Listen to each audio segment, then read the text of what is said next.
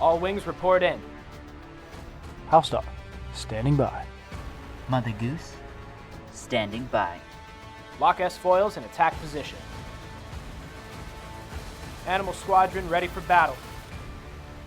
Hello there, and welcome back to the Animal Squadron podcast. I am your host, HouseDog, and with me, as always, my favorite person to fly around the galaxy with, the one person I can truly always count on to be my co-pilot, Mother Goose. What's up, buddy?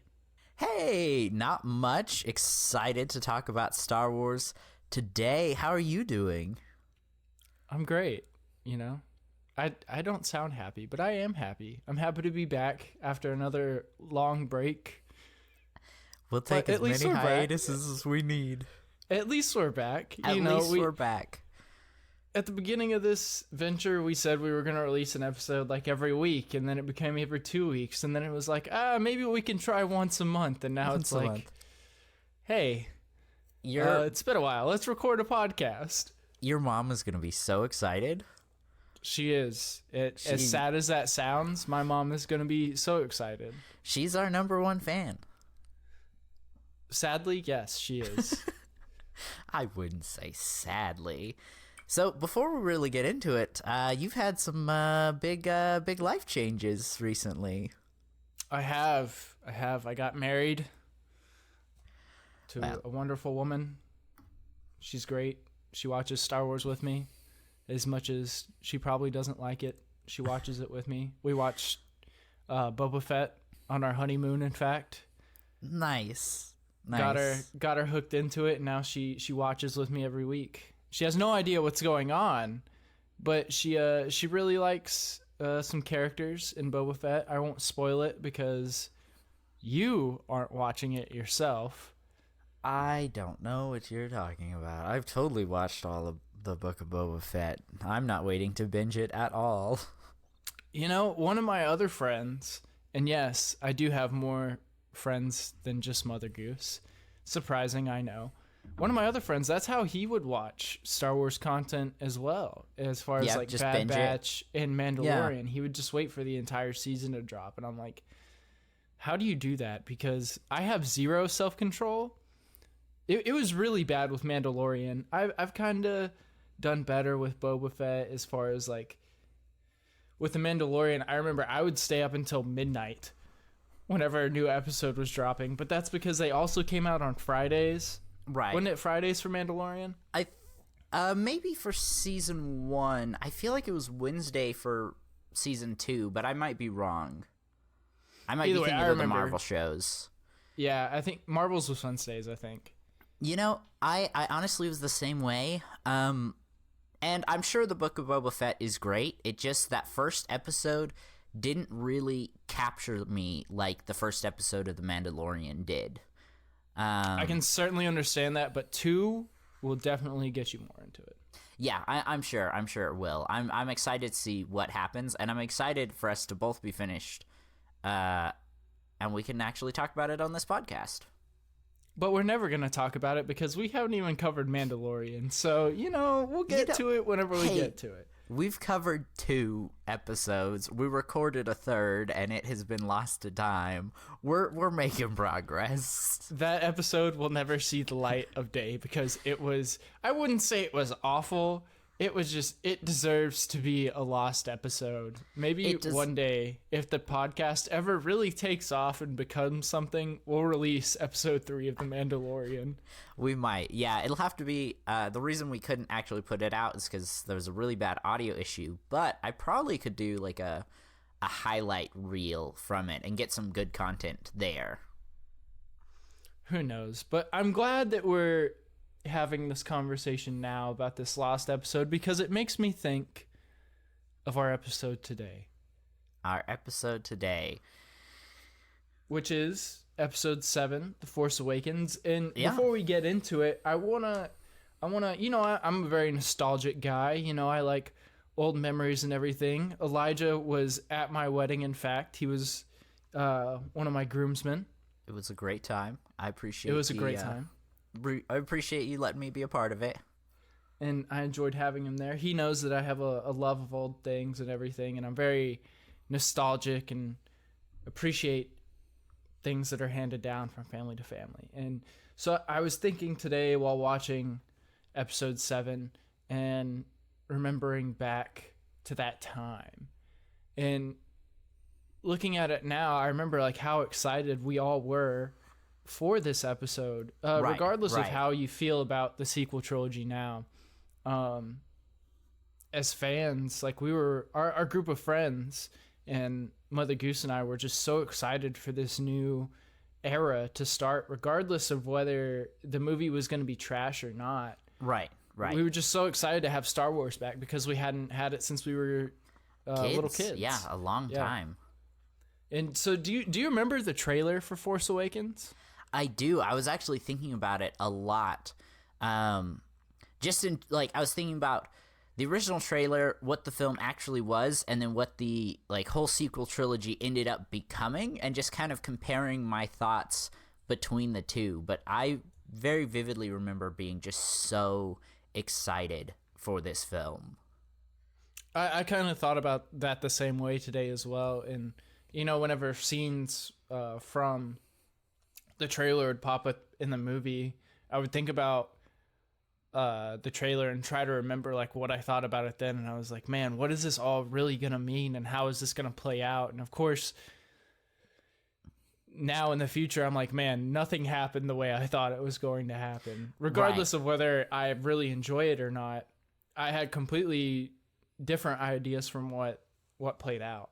Right, and I think that's actually a really important thing that we need to discuss, because a lot of fans were really disappointed with the sequel trilogy, and I think a lot of it, I mean, there definitely are some issues with the sequel trilogy. We will talk about that, but a lot of it also came down to our own expectations and setting them too high, or having our own idea on how the trilogy should go, and then fans were like, oh, it didn't go how I wanted it to go, and such, they didn't like it. And there was a lot of hate towards the sequel trilogy. Yeah, and I think a lot of it has to do with people write their own Star Wars stories in their head, like you said. Right. And we also got used to the way that George and the directors he used during, or not directors, but producers that he used while he was making his films. And we got used to the storytelling method of Star Wars that we had seen previously. So whenever this one came out, and it wasn't really the same, because this movie's not really the same as the previous Star Wars, as far as like the way that it, I mean, at its core, I feel like I'm rambling. At its core, no, yes, okay. It's still the same Star Wars, but the way that it's told is just a little bit different. Do you understand what I'm saying? Yeah, and I think it's really funny because you're exactly right. But at the same time, they were trying to soft reboot the series. And I just feel like them trying to like tell a new story, having their own unique identity, while at the same time soft rebooting the original trilogy, just really didn't pan out well for them. And I think, again, we've talked about this many, many times. Everyone's Star Wars is your Star Wars. Mac definitely enjoys the sequel trilogy a lot more than I do, and I'm definitely excited for what we're going to be discussing today and over the next few months. But if you love the sequel trilogy, great, fantastic. We're really happy for you. If you hate the new trilogy, that's totally okay too. Just, maybe be nice to the people who don't like it. Or just be willing to have an open conversation on why you don't like it. Yeah, exactly. Are you ready for the crawl?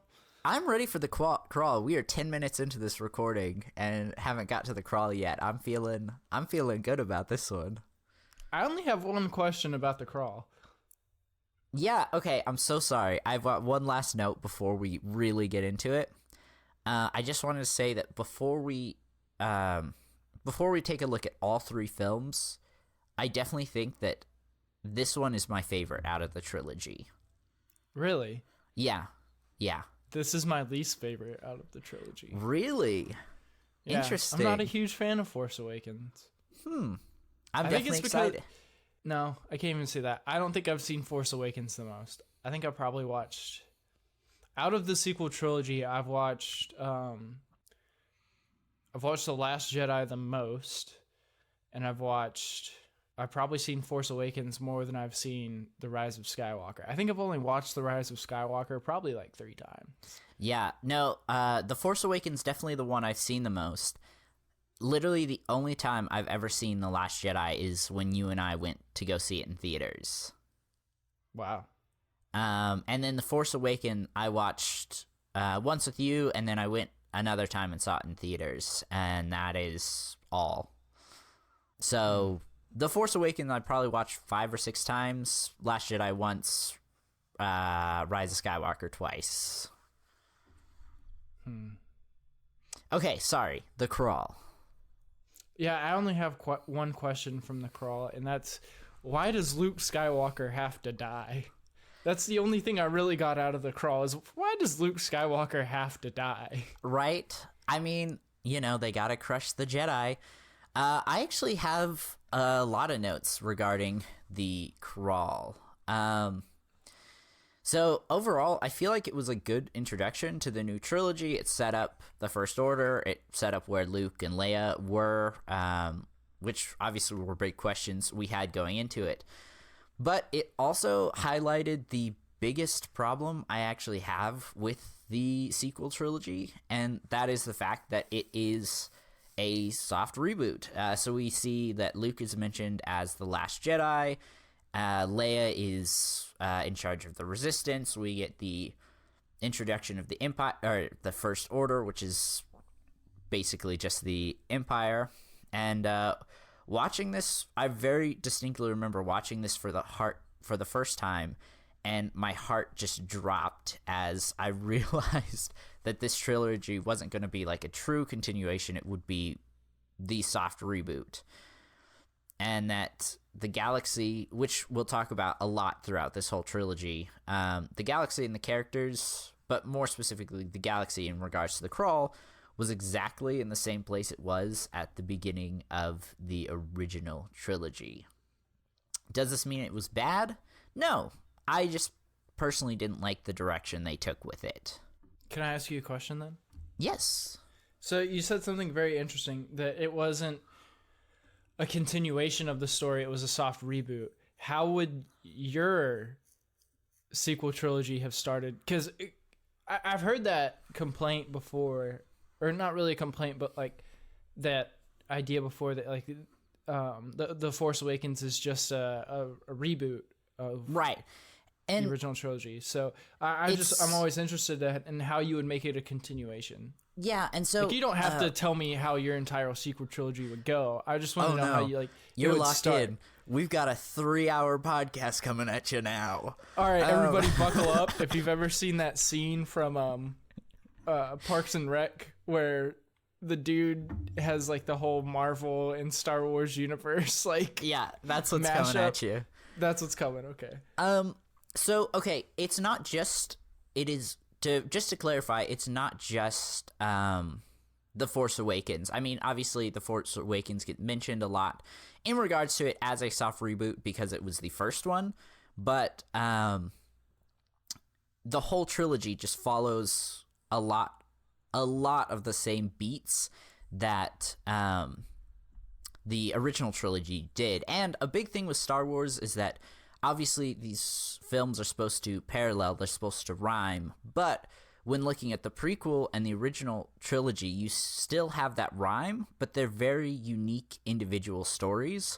But then when comparing the original trilogy and the sequel trilogy, they still rhyme, but I feel like I was just told the same story twice with different characters.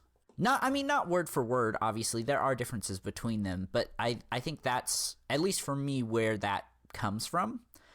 And so that is a really hard question. I think for me, and I'm actually going to mention this more, something I really would have liked to see was, like, Kylo Ren, for example. A big part of his character arc is the legacy of Darth Vader. I would have liked to see a little more of the legacy of Anakin Skywalker in there. But I'm sorry, I know I got completely off track. To answer your specific question on what I would do to start my new trilogy, I wouldn't have had the Resistance. Even if they wanted to go with the First Order versus the Republic, I would have just kept it the Republic and got rid of the Resistance completely. And I wouldn't have had that second Jedi purge. I would have had Luke, even if the Jedi were small in numbers and they only had a few and weren't like the Jedi Order we saw in the prequels, that would have been okay. But I think having that second Jedi purge was a big downer for me. So no Resistance, no Last Jedi. Okay. And then, I mean, I'm okay with the First Order, but honestly, even having an outside force, maybe that wasn't connected to the Empire, still like could have been Yuuzhan Vong. Yeah, something like that. Or I know, I'm not even sure if it's true or not, but there were rumors of George Lucas's original ideas for the sequel trilogy, and a large theme was he wanted to bring Maul back as the main villain. Or not Maul, but Maul's apprentice back, and I think he wanted to bring Maul as well. But having it be focused on a crime syndicate as well. So that might have been interesting. I don't know how well it would have played off. But I just feel like, too, the First Order was just too close to the Empire. Mm-hmm. I can certainly agree with all of those things. Yeah. But, again, that doesn't mean it is a bad film. I think The Force Awakens is a really good film. It's just the direction they took it. I don't think I would have ever been happy with this route. Okay, we get our actual scene, though. We get to meet Poe Dameron. No, yeah, well, even before that, I really like that scene of the troop transports whenever they're going down to that planet. Oh, yes. And the lights are flashing on and off. I remember that from the trailer, like, specifically. And I was like, man, that's going to be cool. Because, like, you saw it and they were like, oh, they're stormtroopers. But they're not stormtroopers. They're First Order troopers. But that scene I thought was really cool. I think they still consider them stormtroopers. Because I know later in the film... Finn refers to him. Yeah. Right. As a stormtrooper. Yeah, I actually didn't see that scene when I was watching through it. I was like setting up my notes and my computer, and I think I stepped away for a moment, and I completely missed that scene. I forgot it was even in there. Yeah, that was a big like moment from the trailer. That's like how the trailer opened. I think or so. No, one of the trailers opened with that. I think. I don't know. I could be wrong. There was like 3 part or of the 4. word. There were a lot. It was a really cool scene. That's all that really matters. Ago. Yeah. And then the next thing I have is the guy that's talking to Poe about how he says, without the Jedi, there can be no balance. Right.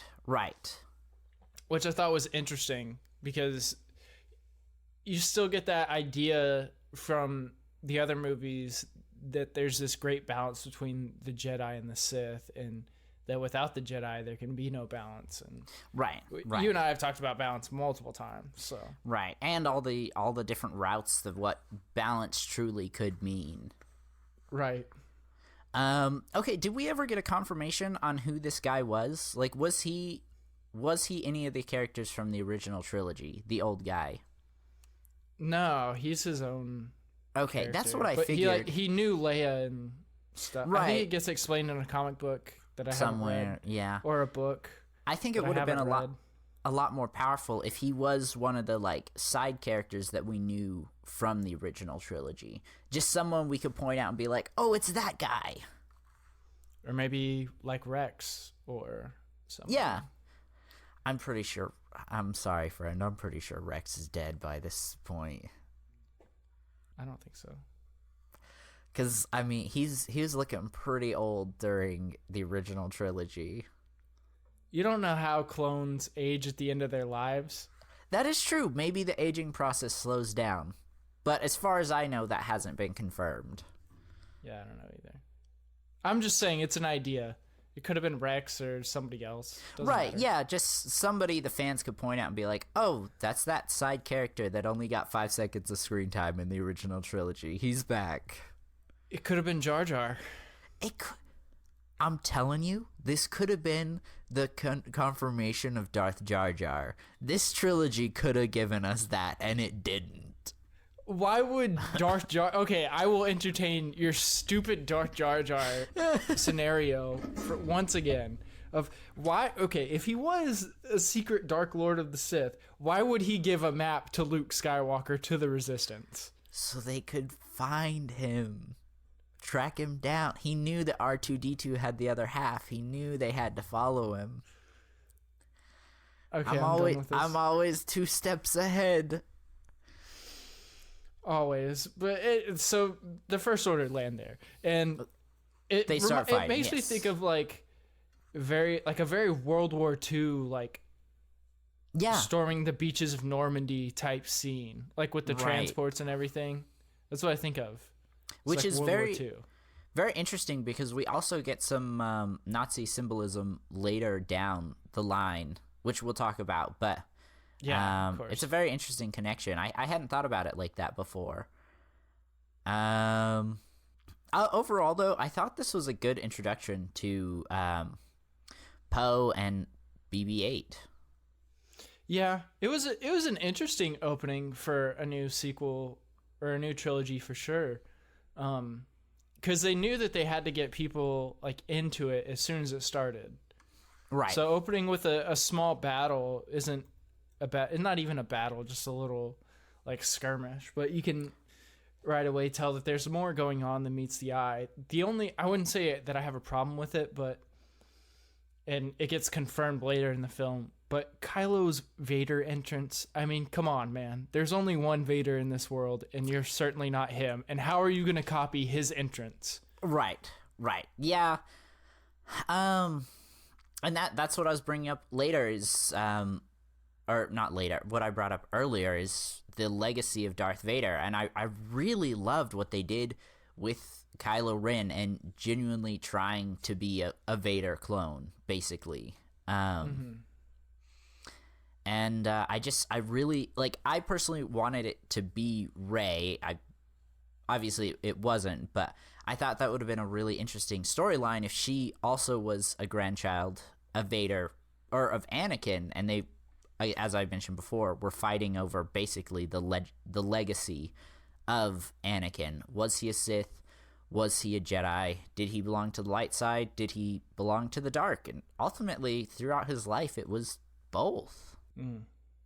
So that's how the second part of your trilogy would go? That would be the second film? Maybe.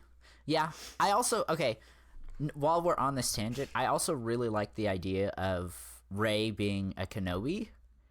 And between her and Kylo's eventual love interest, I think that would have been a sweet ending. We see Anakin and Vader fight, or not Anakin and Vader, Anakin and Obi-Wan fighting to the death on Mustafar and ending their friendship. And then the Kenobis and the Skywalkers coming back together in the end. A nice cap to that storyline. So that's how your third film would end. Yes. Second one, she's a Skywalker. Third one, guess what? She's a Kenobi and she's in love with Ben Solo. I'm glad that we've written all 3 of your films in the span of 20 minutes. Of course. No, I genuinely, we can talk about the whole Palpatine thing later, but as I was watching the trilogy, as they were, coming out, these were kind of the things I was thinking about. Yeah. While we still didn't know who her parents or family were. And then, of course, we have Funny Poe making a joke right at the beginning. And I appreciated a lot of, the, little, banter moments in this film. I liked it, and I thought it was a good addition.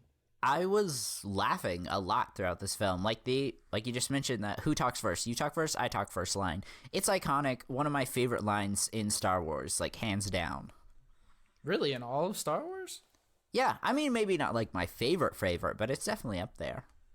Huh. I wouldn't go that far for myself, but I'm surprised that you would say that. I think it's funny, and I think at this point, watching through the film, we don't really know who Kylo Ren is. All we really know is he's basically a Vader clone, and Poe has the cojones to tell him, to start with a joke, basically. He wasn't afraid.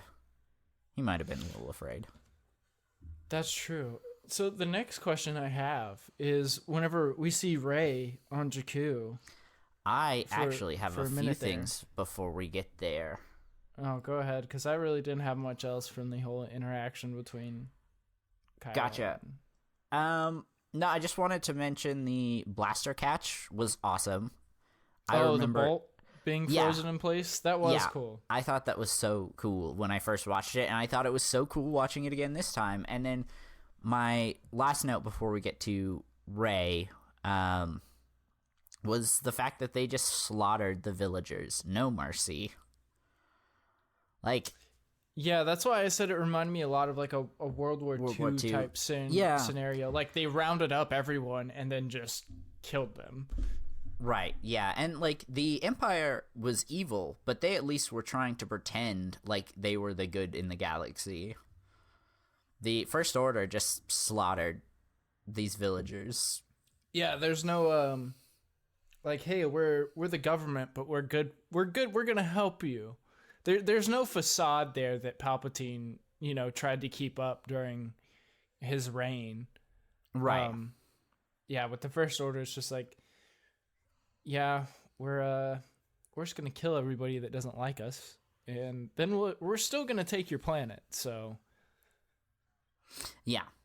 And then we get the reveal that, what is it, FN 218? 7. 217? Yeah. No, 2187.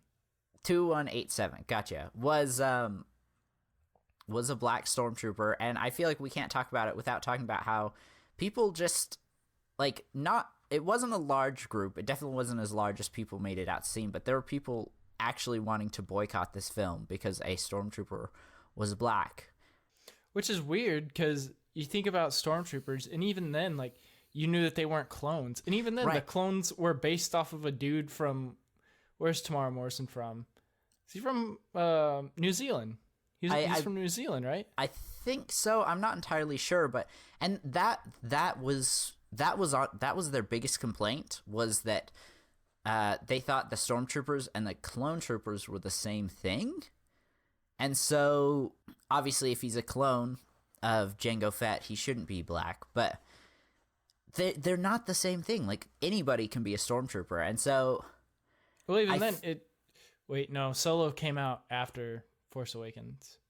Right, but we'd already had it established in the original trilogy that stormtroopers weren't the clones. Yeah, they were anybody. And then, even if you didn't pay attention then, Han Solo was a stormtrooper. Right, yeah, exactly. And, like, anyone who went in thinking that a stormtrooper couldn't be black was just ignorance. It was a really weird time for Star Wars, and I did not feel very great being a Star Wars fan at that point. That was just a minority group. It really was. People that don't understand anything. I think it was like 8. I literally think it was like 8 people, but they were very vocal about it. And then the internet saw it and made it seem like it was a much larger group of people. That's what happens when you bring over those kind of topics. And those topics don't even really belong in Star Wars, because Star Wars is already about those things. Right, yeah. You know what I mean? Like, Star Wars already has all of the, like, racial and political stuff built into it. It doesn't need it added to it. George did that whenever he wrote them. I mean, you don't need any of that stuff in there. That's not what it's about. Okay, on to Rey. Okay, so is that sand creature that we see at night whenever BB-8's like rolling away in the sand on Jakku with the red eyes? Is that the same one from Tatooine? Because there's a creature like that in Tatooine that has the red eyes. It might be. Or maybe like a distant cousin. I don't know. Potentially. I really like her bike. I know some fans were mad about like the more square design of it, but I thought it was really interesting, and I wish we'd got to see a little bit more of it. So I have like one little thing right before like we officially meet Rey. Gotcha. And go ahead. That's I thought it was interesting that they chose to like. I mean, obviously Finn was gonna be one of our main characters of these films, but we didn't know it at the time.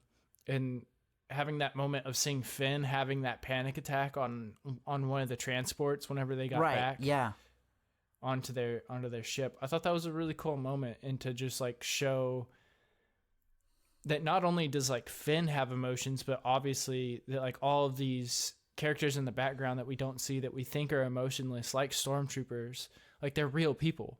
Right. It brought a lot of humanity to them. Yeah, it made me think about the clones too. You know what I mean? Yeah. Like we didn't think the clones had that humanity until Clone Wars. We got to bring it up every episode, but of course we didn't get that humanity for them. But those cartoons and stuff like really showed that, okay, all of these characters in the background that we think aren't necessarily not important, but like that they're not really people. They are, and they have feelings and emotions and thoughts. And I just thought it was cool that they showed that. And I thought it was important that they showed that. Yeah, I completely agree. Okay, now to Rey. Her goggles are made out of a stormtrooper's helmet. That's sick. I hadn't noticed that. Yeah, the eyes on like that little mask thing that she wears. I mean, obviously she made the mask, but the little black eyes, those are from a stormtrooper helmet. That's awesome. Really, if you think about the eye shape of the original like stormtrooper helmet, they're kind of like curved and a little bit like they're like bubbles a little bit. Yeah. If you look at it, you can definitely tell that's what it's from. Yeah, that's awesome. And I love. You were talking about her bike. Whenever she comes in on her bike into the little outpost, the little puppet bird. I was so happy to see that practical was my next effects. Note. Yeah, we're going to be included in this film. My note was return to puppet, which was something I really liked about what J.J. Abrams did. Was he really wanted to get back to the practical effects, and I thought that was an awesome direction to go. As like cheesy as they seem now in today's film culture, like for other films, I don't really care. But whenever I watch Star Wars anything besides cartoons, obviously, I want there to be practical effects. And I want there to be real creatures. I don't care if they look bad. That's part of what makes me love Star Wars is even if it looks bad, and they don't look bad, they obviously take an incredible amount of time to make. Right. And many people spend many hours making these creatures that we see. And they're amazing at what they do. But like they don't look like real. Like whenever you watch James Cameron's Avatar and you're like, wow, that looks amazing. But whenever I watch Star Wars, I don't want to see Avatar. I want to see Star Wars. Yeah, I want to see guys in rubber suits and that kind of stuff. Yeah, and practical effects can look amazing in their own way. Right. If you're willing to sit there and be like, I know that that's not real, but I'm watching a Star Wars film, so that's real. Right. Yeah. That's what that looks like in that universe. Yeah. It made me happy. Yeah. Yeah, I don't think I have much. I don't have a lot of notes, but I really liked we see the Star Destroyer and the AT-AT on the grounds. And I just wanted to point out that both these give a sense to history to the planet. And I think that's really important because, it is just another quote-unquote desert planet, but clearly something happened here. Yeah, if you play the second Battlefront, that's one of the missions. You get to find out, which I think is really interesting. I won't spoil the ending or where that actually happens, but originally, I think in one of the first novels, it was Luke who brought that Star Destroyer down, and Disney retconned that when the game came out. But yeah, play the game if you haven't. I really like the meal that Rey makes that she gets from Unkar Play. I think that's so cool. I love that's one of those really little things about Star Wars that I love. Is like the food and stuff. Because we talked about this in what was it? Was it Empire that we talked about it? About the food with Luke and how like you never really get to see Star Wars food. Right. It might have been, yeah.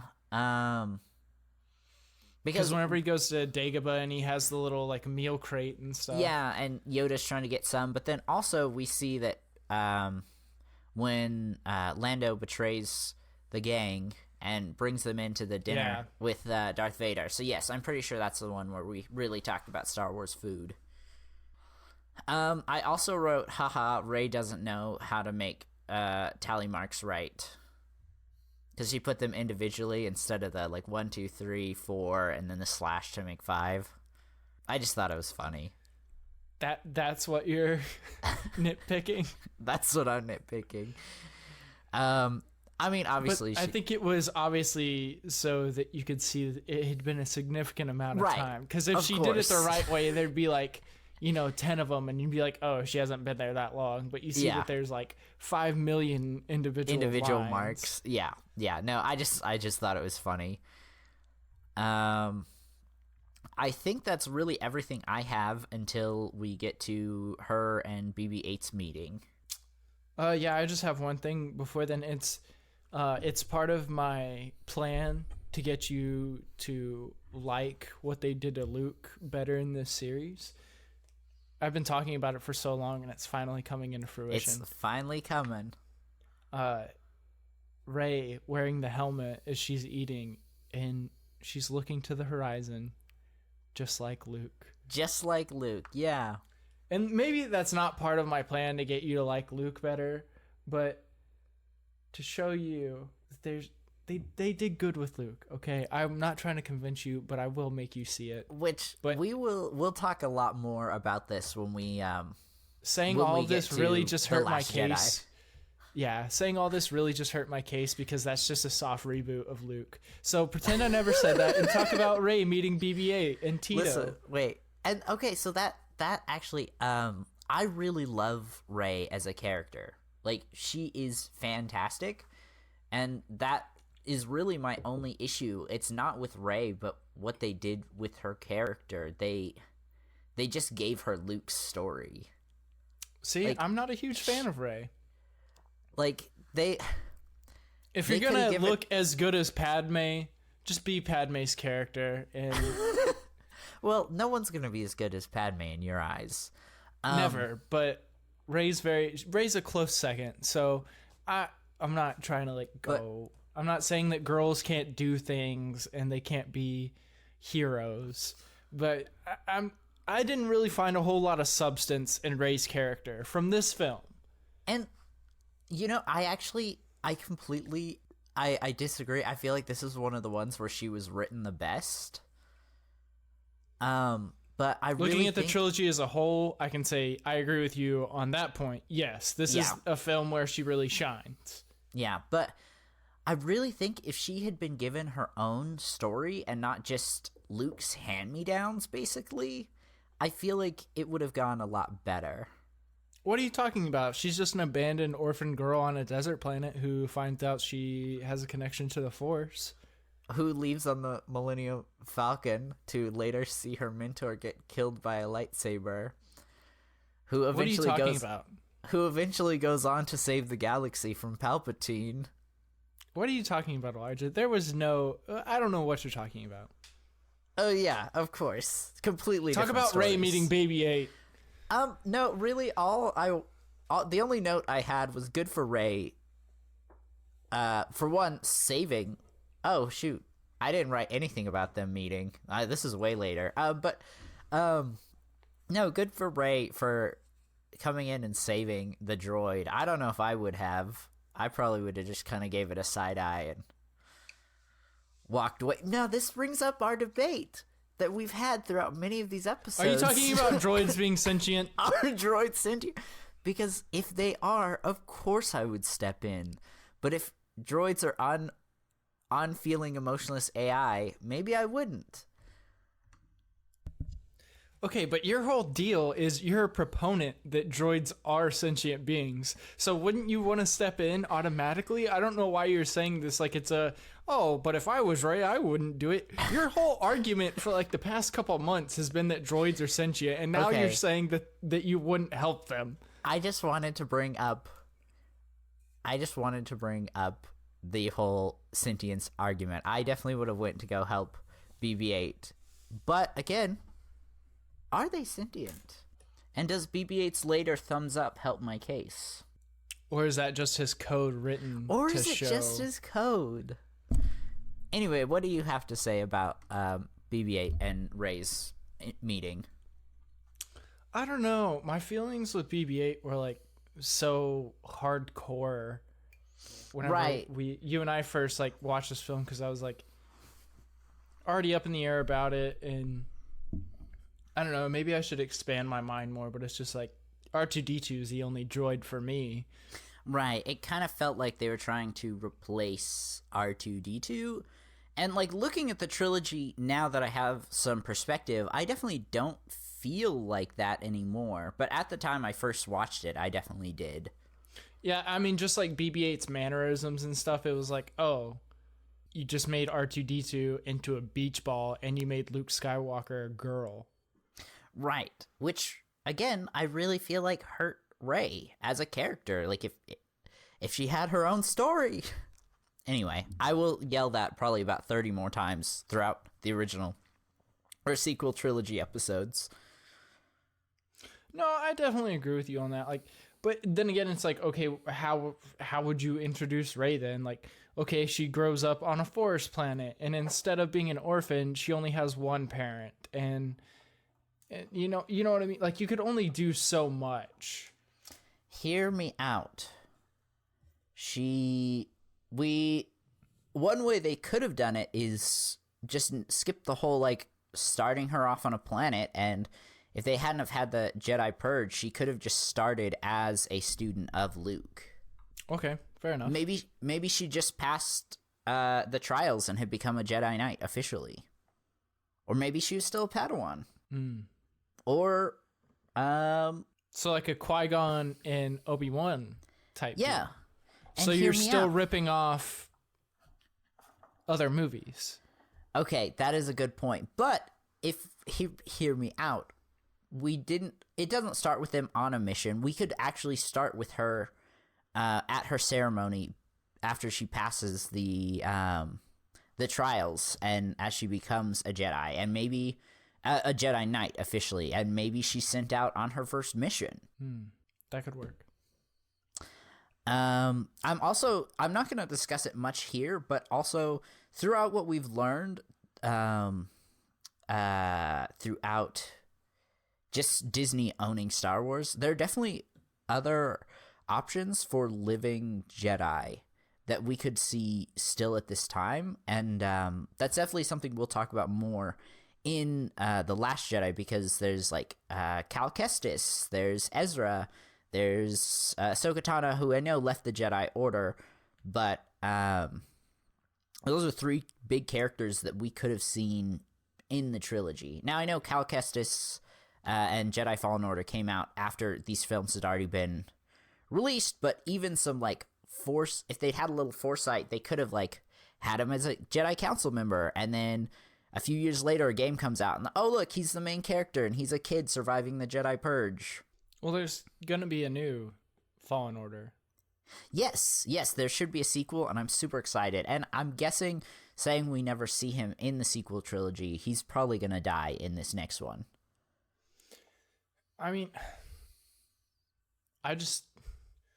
with all the TV, I really think that at this point in time, and I didn't mean to talk about this episode, but I think at this point in time, shows are where Star Wars is really going to shine. It really is thriving. Yeah. I think shows are the way to go, because you can just, and I think it's really true to what George made Star Wars. And, you know, it was inspired, we talked about it, from old serials like Johnny Quest and things like that, you know, like, and I think that's why in today's climate that the shows do so well, is because that's what he was inspired by. So you have people like, you know, Dave Filoni telling these stories with all of the help of directors like Taika Waititi and Bryce Dallas Howard, who's amazing. Right? She directed this last episode, and she killed it in Mandalorian. You have those people working on these shows, and they're just so good. And Yeah. honestly, the shows have made me love Star Wars more than some of the movies have. Yeah, I'm not gonna lie, after just the sequel trilogy as a whole, I really, as a Star Wars fan, I really needed these series. Oh, I agree 100%. We've gotten Yeah. so off topic. I'm We still have. only on my first page. Me too, friend. Me too. Okay, so Rey and BB-8 have gone back to the town. Unless you have anything before that. Yeah, there's a lot before that. There's like Poe and Finn and Poe talking to Kylo Ren again in the little interrogation chamber. Am I off? Did I skip a bunch of the film? I think you skipped once just a little bit, and that's, I believe, Rey. Oh, you know what? I think I didn't make any notes on the interrogation scene, so I think it jumps from Rey finding BB-8 to the interrogation to Rey and BB-8 going to the town. Yeah. But Finn and Poe's scene is still a little bit ahead. Okay, well, I just want to talk about the interrogation for a second. Yeah, definitely. You see the little probe droid Right. in the corner. Cool to see that they're still around. Yeah, glad to see they're still using those torture drones. Yeah, I love it. But the fact that Kylo Ren uses the mind probe power from Clone Wars. Yeah. Whenever Anakin, Mace Windu, Ahsoka, and Obi-Wan, wasn't Obi-Wan there too? They used the mind probe on Cad Bane. I think so. It's been a long time since I've seen that scene. I've been rewatching through Clone Wars recently, but I haven't quite gotten there yet. But you know what I'm referring to. Mm-hmm. That episode. And I was just like, I don't think I had ever thought of that before, but today I caught it. And the fact that Kylo Ren can do that by himself really proves how strong he is, because it took 4 people to break Cad Bane. But we don't really know about Cad Bane's like resistance to the Force, whether it's like a species thing or that he's that resistant to the Force just individually. Right, and that also brings up to like how resistant was Poe, because he may not have had that natural resistance, which might have made it easier for Kylo to get in, but we don't know that. We can't really say for sure. Yeah. Unless there's some book out there somewhere that discusses it that we don't know about. Or a comic book that we haven't read. Yeah. For as big of fans of Star Wars that we are, there's so many things we don't know. I genuinely, like, I love Star Wars so much, but unless you can, like, completely devote yourself to Star Wars, there's no way you can read all the books, all the comic books, play all the games, watch all the films and TV series. Like, it really is a lot. And I love that it's a lot, but it's just, it's too much for me personally to go through all of it. I'd have to give up, like, all my other hobbies, and I just don't really want to do that personally. Oh, if I wasn't married and didn't have a job and was independently wealthy, I would know everything about Star Wars. Of course. Of course. You know? Or if I was still married and I didn't have the job that I had and I had something Star Wars related and you were my partner, I would know everything about Star Wars. But those are really the only 2 outcomes where I can know everything about Star Wars. Listen, here in a few years, this podcast will have taken off and we'll be doing it as our full-time job. You know what? If you believe that, I fully endorse that dream. Let's go. Okay, so now we're on the BB-8. Rey are in town, and really all I had to point out was I really appreciate that Rey didn't sell BB-8. Like, that was a lot of food, and it's already established that she's really struggling to, like, feed herself and take care of herself. I mean, she's obviously taking care of herself, but she got what, a quarter per portion that first time, and then the second meeting he was only going to give her a half portion for 5 things that used to be a half portion each. So maybe it's less that she's having trouble taking care of herself, it's more of she's getting screwed over by this guy. Yeah, the fact that Unkar Plutt controls how much portions are worth weekly is odd, but I guess that's just how it goes on this planet. And I think that's cool that it's not like a credits thing; it's a food thing, and you can just see it makes sense for the planet, because there's nothing there. Right, and I mean, it really shows the evil of having a monopoly. Wow, look at you just finding things in Star Wars. Star Wars is a very deep series. There's a lot of little things put into it that have bigger meanings. See, but now you've made me negative because now I'm thinking about all of the things that are just quote unquote a soft reboot, and I'm like, oh, so instead of water like on Tatooine, it's food on Jakku. Listen, I really am sorry. I want you and I to have a discussion on what we like and what we don't like about the series. And overall, I feel like you have more that you like, and I've got more that I don't like. But the last thing I want to do is ruin your enjoyment of this series. I just kind of want to get out. It's not even the sequel trilogy. It's mostly just The Last Jedi. For some reason, I really like The Last Jedi, and I don't know why. That's out of these 3 films of the sequel trilogy, I really enjoy The Last Jedi, and I don't know why. It baffles me every time that I watch it. Here's the thing. The Last Jedi is my least favorite of all the Star Wars films, but it is a fantastically made film. It's a really good film. It was put together really well. The team who made it, there was a lot of passion behind it. That is very obvious. I just felt like it was a bad sequel. And that's where a lot of my issues, and the fact that it's still narratively runs up a lot with episode 5, but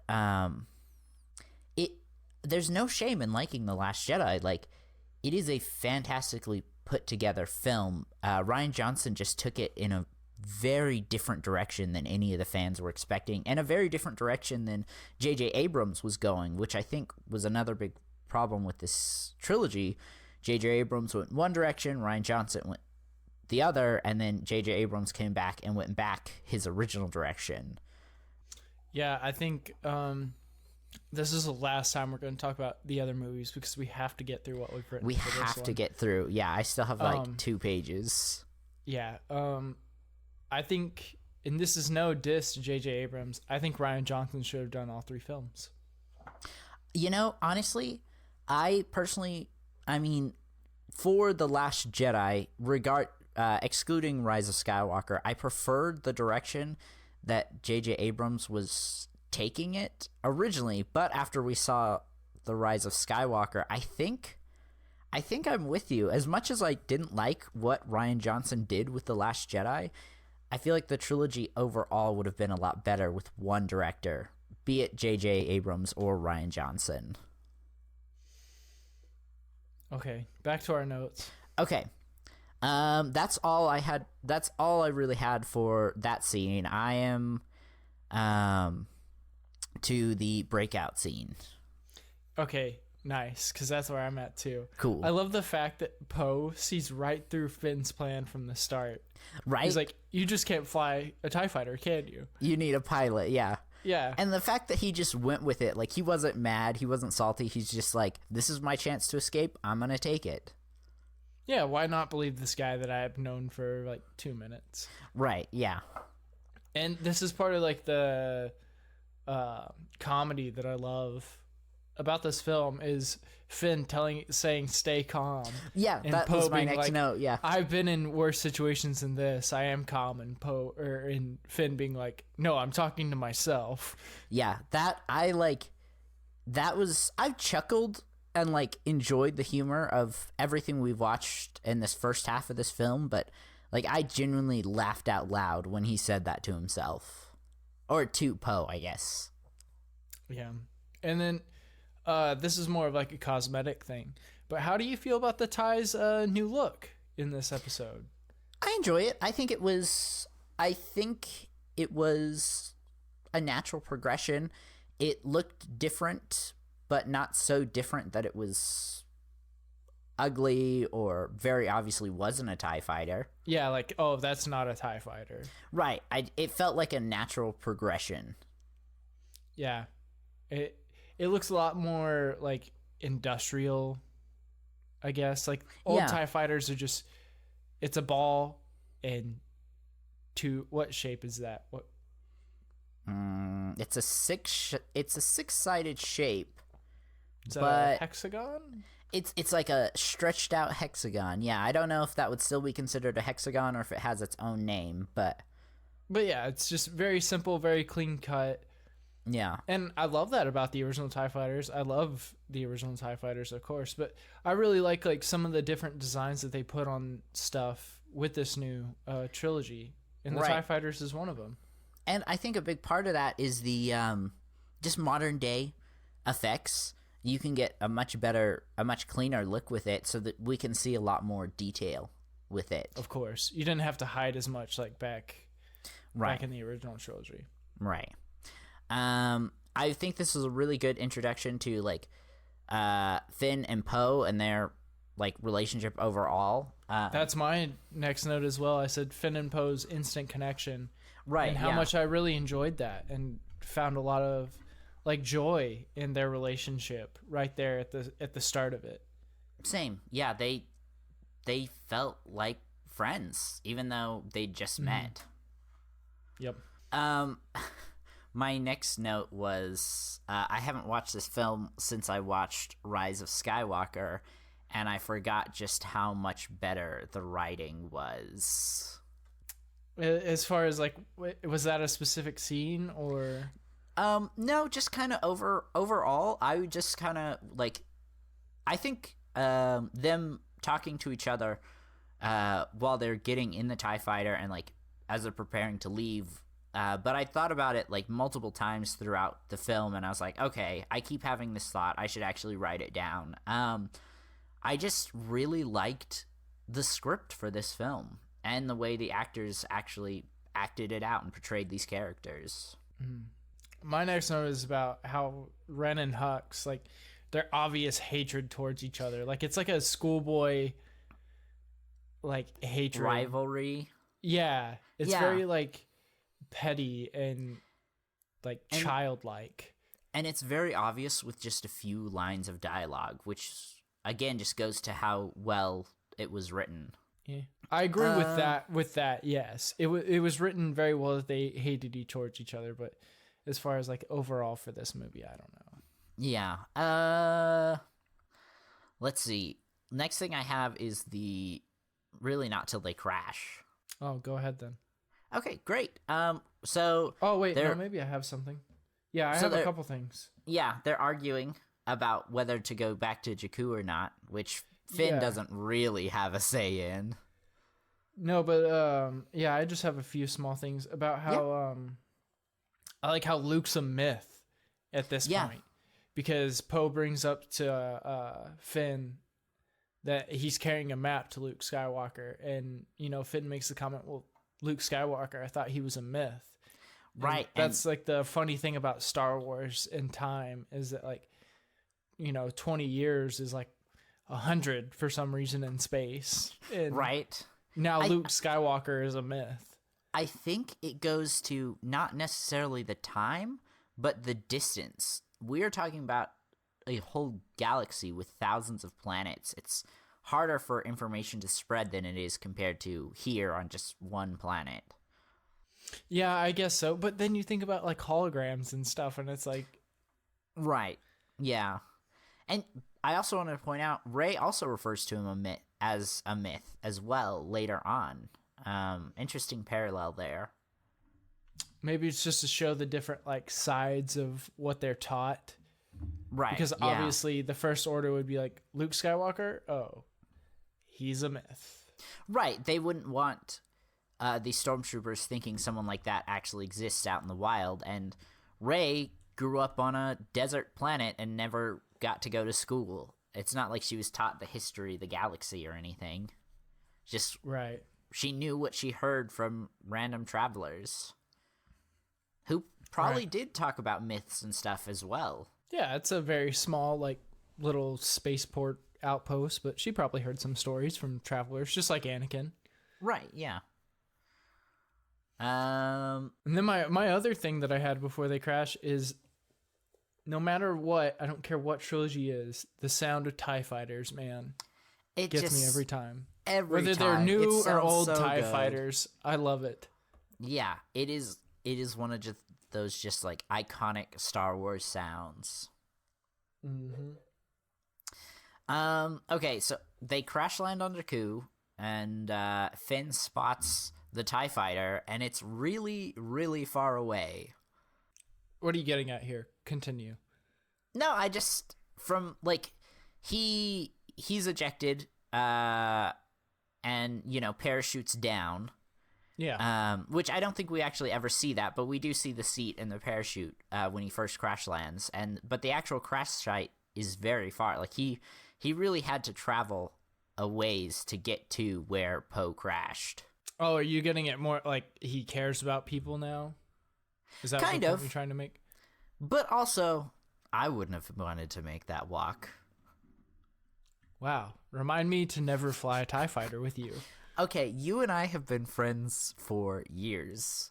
Poe's someone that Finn just met. Yeah, but Finn has I, no of course, friends. would make that walk for you. I don't believe you, but I'll say okay to salvage our friendship. Okay. But no, and then he gets there. Good thing he saved the jacket.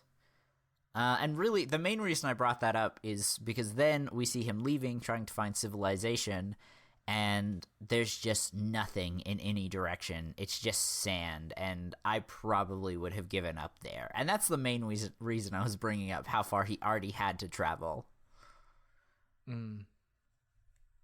Like, that, I mean, obviously he makes it out, but that just is a very hopeless situation. Just being trapped on a planet you've never seen. The First Order's most likely after you, and there's just nothing but sand in every direction. That's true. I see where you're going now. Okay, I really don't have anything until after Rey and Finn are attacked and we bring back the Falcon. So if you have other things, continue. Yeah, I've got a few things. So we get our first mention of Snoke and a potential clone army, which I thought was a really good callback to the prequel trilogy. The clone army, not Snoke. But I remember just as soon as they mentioned Snoke being like, who's that? And then we cut back to Finn. He's finally found the town. Good for him. And I just wrote, ew, gross Finn, as he drank the water. But I would have done the same. Oh, out of the trough with the giant. That giant creature. Yeah, I'm not sure what it's called. I'm sure it has a name. Oh, yeah.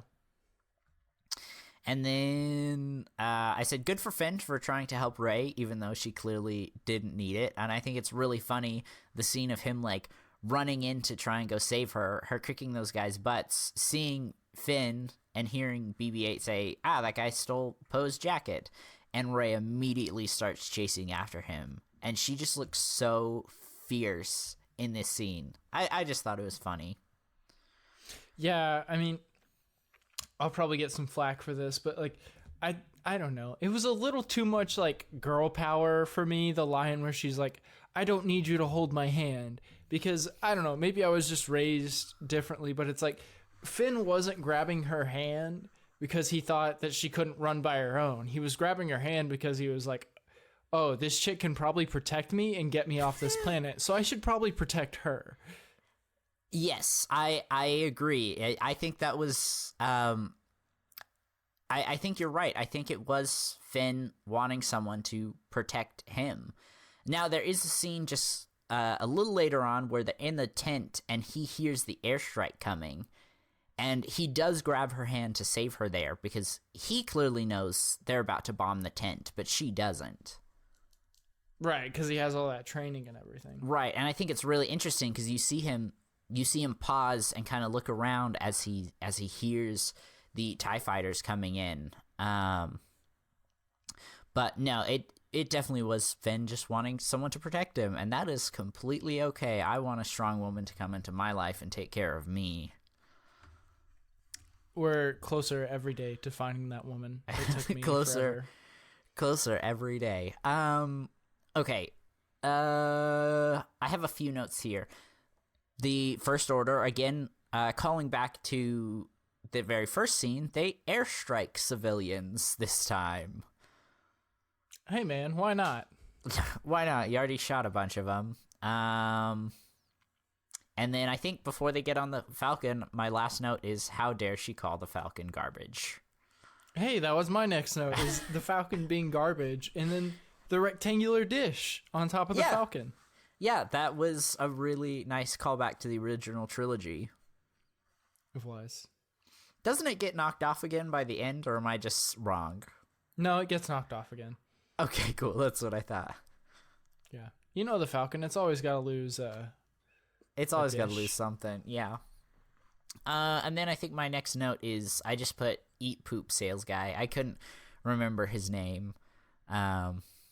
Uncarplut? Yeah, as they steal his ship and he kind of runs out and he's like, "That's mine!" Yeah. Get wrecked. Monopoly Wasn't that man. such a good impersonation right there? It was fantastic. Good for you. And then I even did the fist raise. I'm sure you've got a lot to say about this upcoming Millennium Falcon TIE Fighter fight, so I'll let you take the lead on that. I just wanted to say it was really nice to see the Falcon in modern day graphics and effects. Like, it looked really good. And I thought that a lot during this scene too. It was just a really cool scene. This is one where I just kind of stopped taking notes and just enjoyed the scene. So that's all I have to say about it. It's okay. Mine's very similar to that as well. Is that, well, maybe I do have a little bit to say, but we've seen the Falcon fly for years. Yeah.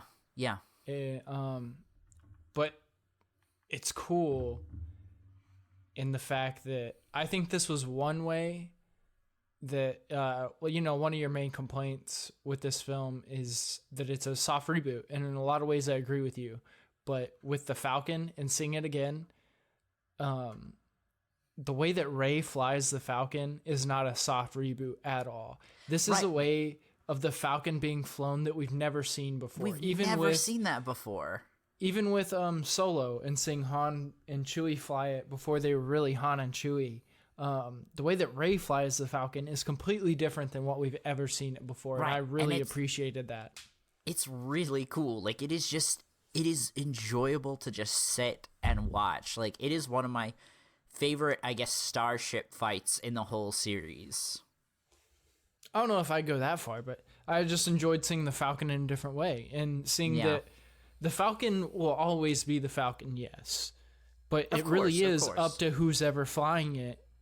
Yeah, on how it moves. And I just want to reiterate, like, I definitely have issues with the sequel trilogy, but, like, I really enjoy this film. There are a lot of great things that make me just go, wow, or that is Star Wars, or I want to see that again. Yeah, no, it wasn't that I was trying to really point out anything. It was just that, like, that was just a moment that I appreciated. Was it added to Rey's character that the way she flies, you can tell she's not a real pilot. She's an amateur, and you can tell that from the way she flies the Falcon. Right, but I think something that really helps her out is she's been exploring all these places her whole life. She has the home turf advantage over these TIE fighters, and that's really obvious as well. Yeah. No, that's all I have to say about that scene. Like you, I just sat back and enjoyed it and watched it. It was because we had never seen the Falcon flown that way. We'd only seen the Falcon in space. Yeah. At that point, taking off and, like, slowly rising, but like, at that point, I mean, we didn't really see it fly like that until Solo, but Solo wasn't out at this point, so the old films is the only thing we had to compare it to at that point whenever Force Awakens came out. Yeah. I think my next note is just the romantic tension between Rey and Finn is very thick. Yeah, like, well, I don't have that something happens then, because, well, I have one note before then. I know what you're referring to. Gotcha. And this is more just like we can definitely talk about it when we get there, but this is more just like a general note throughout the entire film. I really feel like they were trying to set up Finn and Rey as a couple, and then they obviously went a different direction with the 8th film, and again, a different direction with the 9th film. Yeah. I wrote down that Kylo needs a therapist. He does. Oh, yes. You know what? Yes. Did you skip your own note? No, it was actually my next note, and I sarcastically wrote, I'm starting to think that Ren might have anger issues. Yeah, I don't know. I feel it's weird. You can feel differently about the movie whenever you watch it, like at different points. I don't know. Or different, like, rewatches, you know what I mean? Like, you can have different feelings and thoughts about the film. And I was just like, man, he just needs a therapist. Or maybe a hug. Maybe a hug. Yeah. I don't know. Whenever I watched it this time, I just found it... Like, I remember whenever we first watched this film together, and, like, everybody in the theater thought that scene was funny and everything. Right. And by the way, to our listeners, I don't really enjoy people or being in spaces with people. I love watching films in the movie theater, but I hate people that go to movie theaters because they don't watch films like I do, which is where I don't think you should laugh in a movie theater because there's other people there. Like, wait till it comes out on DVD, watch it in your own home, and then laugh. But for people that are deaf like me, that can't hear anything, I miss everything for the next 30 seconds because you've all been laughing so loud. So I miss great portions of the movie. But yes. I'm a terrible person, so... Listen, next time we go see the next major Star Wars film that comes out, we'll make sure and get you one of those little subtitle guns they have. Yes, or we'll I go need to the thing for the deaf people. Yeah, or there are showings... special showings sometimes that have subtitles on the actual screen. We can definitely look into that. Yeah, no, it was so... One quick story that's not about Star Wars. So on my honeymoon with my wife, neither one of us had seen... I don't know why I said on my honeymoon with my wife. Obviously, it would be with my wife. Of course. Neither one of us had seen the new Spider-Man film yet, because we both agreed that we wouldn't go see it until we could both watch it together. Gotcha. And so we were staying outside of this little town. We wound up finding this locally run theater. And the screen wasn't super big, but it was literally my wife and I and 2 young girls who are part of the family that runs the theater. And dude, I tell you what, it was one of the coolest experiences I've ever had in my life. Yeah. I will remember that forever. It's like, it's right up there. Like, seeing episode 3 with my dad and watching the newest Spider-Man film with my wife is like probably some of the best memories. Yeah. Yeah. It's probably even, if not like more amazing than watching episode 3. Like, it was just such a cool experience. And because I'm older and I can really remember that moment, like it means so much more to me than episode 3 because like it was just such a cool thing. Like, it was so cool.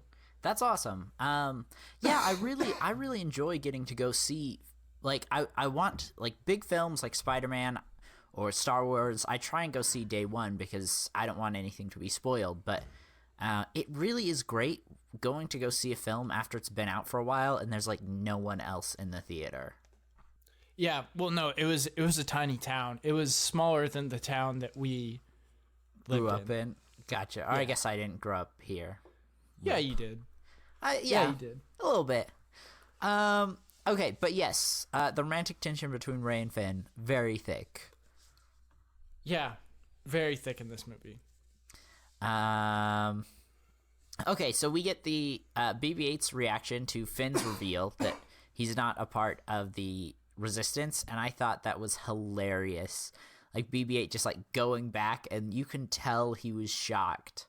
And then we get the little thumbs up later. Just so cute. Like, R2-D2, of course, the superior droid, but I really do love BB-8. I enjoy BB-8 now. Yeah. Whenever I first saw him, I didn't really like him. And, that whole plan whenever, like, Rey and Finn get boarded by this ship that they think is the First Order. And they're trying to hide in the little maintenance hole. Right, and poison them. Yeah. So this is my classic line. I don't know if you noticed, but whenever Finn has BB-8 and Rey's like helping him lower BB-8 into the little hole, whenever BB-8 falls, he makes a beach ball sound. No, I hadn't noticed that. I will. I might go back and check that out. I'll probably, whenever we do part 2, I'll go watch that again and see. Yeah, BB-8's like falling. Like whenever BB-8 hits the ground or like a wall or something, it sounds like a beach ball. Interesting. I'd never noticed that. Yeah. Okay. Are we ready to talk about like one of the biggest points of this film? Yes. Yes, I am there. Okay, if you're not with me on this, then I don't know if our friendship can hang in the balance. We're here. But before we really get into it, I want to know how Han got that ship. Like, I feel like that's an interesting story. The freighter? Yeah. Yeah, I wanted to know about that too, like what Han has been up to with Chewie. Right, yeah. And it kind of alludes to it here in a minute, but... Right. So we're here. We get... this was one of the hypest moments I think I've ever been in any theater for any, like, reveal, was Han Solo coming out and seeing him for the first time. With Chewie. Of course with Chewie. How could I forget Chewie? Yeah, no, that was another one of those big, like, I remember watching this trailer and hearing that line, and I remember from the time the trailer came out to the time you and I saw the movie together, every time I heard that line, like I got literal chills, and I teared up a bit whenever we saw it, like in theaters. Like I teared up, like it was a big moment, like seeing that again. Right, and like it was just a big moment. That moment where he's walking around the ship and he goes back into the cockpit is just very powerful. Like Han is home, and you can obviously tell that. Yeah, no, that's one of my notes is, the line that we just talked about, Chewie, we're home, and then, Rey and Finn talking about Han and the different legacies that Han has left behind. Like, Rey knows the smuggler side of Han and how he made the Kessel Run in 12 parsecs, but she thinks it's 14 because of stories and how they change. And Finn knows Han Solo as this... Rebel general. Right. Yeah, the rebel general and the war hero that he was. Because that's what the First Order would have viewed him as, a general. Yeah. And with Rey, she knows him as the smuggler because that's where she grew up. Right. And that brings us to Han, and like you said, being in that cockpit, and you can tell by the way he touches the chairs and the way he looks around the cockpit that he's remembering all those moments that he's had in that time. Yeah, and I'm so sorry. I'm gonna get negative again. Go right ahead. I love this scene. It's super powerful, and I don't think I would change Han finding the Millennium Falcon because it is so powerful. But we've actually talked about this in a previous episode, but now that we're actually here, we got to mention it again. Another big complaint I have with this trilogy overall is how they handled Han and Leia. More specifically, Han returning to smuggling, which I know gets explained later in the film, which we'll talk about when we get there. But it just felt like we got Han, an older version of Han from Episode 4, and that all the character development he went through between Episodes 4 and 6 was just kind of wasted. And not completely. We see lines like when he's talking about the Force and stuff, which definitely differentiates him from his Episode 4 counterpart. But I just feel like returning him to being a smuggler wasn't the right choice. No, so yeah, I can see how there's a regression of Han's character. Yeah. Which, I mean, honestly, sometimes when people go through trauma, they do regress, and that is a real thing. So it wasn't like the worst decision of all time, but watching it as a watching it through 1 through 9, it does just feel a little frustrating seeing him regress. And it's the exact same thing with Leia, which we'll talk about when we get to her. But I enjoy the fact that after they're boarded and everything and they meet these new characters, Han's plan is to talk my way out of it. Yeah, me too. That felt very Han Solo. And I appreciated that seeing that Han was still going to be Han. I did too. And whenever Han's talking to these two gangs, you and I talked about it in a previous episode, how Harrison Ford thought Han should have died in episode 6.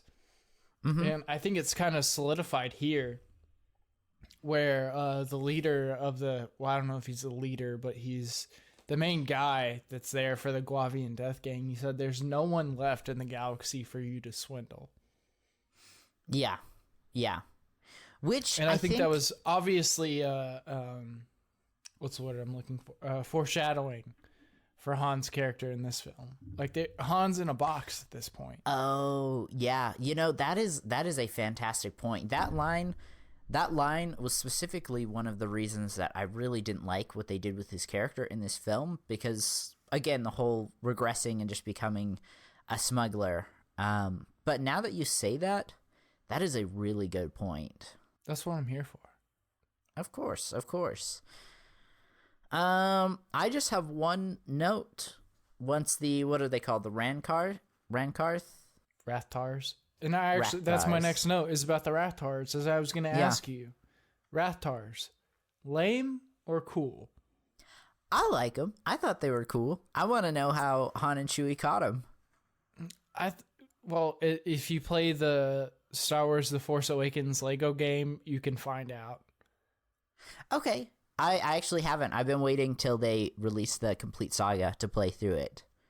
Well, I have it, and I played the bonus mission where it gets explained. So. Oh, that's awesome. Okay, I just realized something. Okay, in regards to Han's character, we've been talking about it. This Han, to me, feels like classic Han, if he'd never, besides talking about Luke and the Force and it all being real, it feels like, especially when he's talking to the two gangs, Han, if he never met Luke and Leia. I would think more so if you've never met Leia.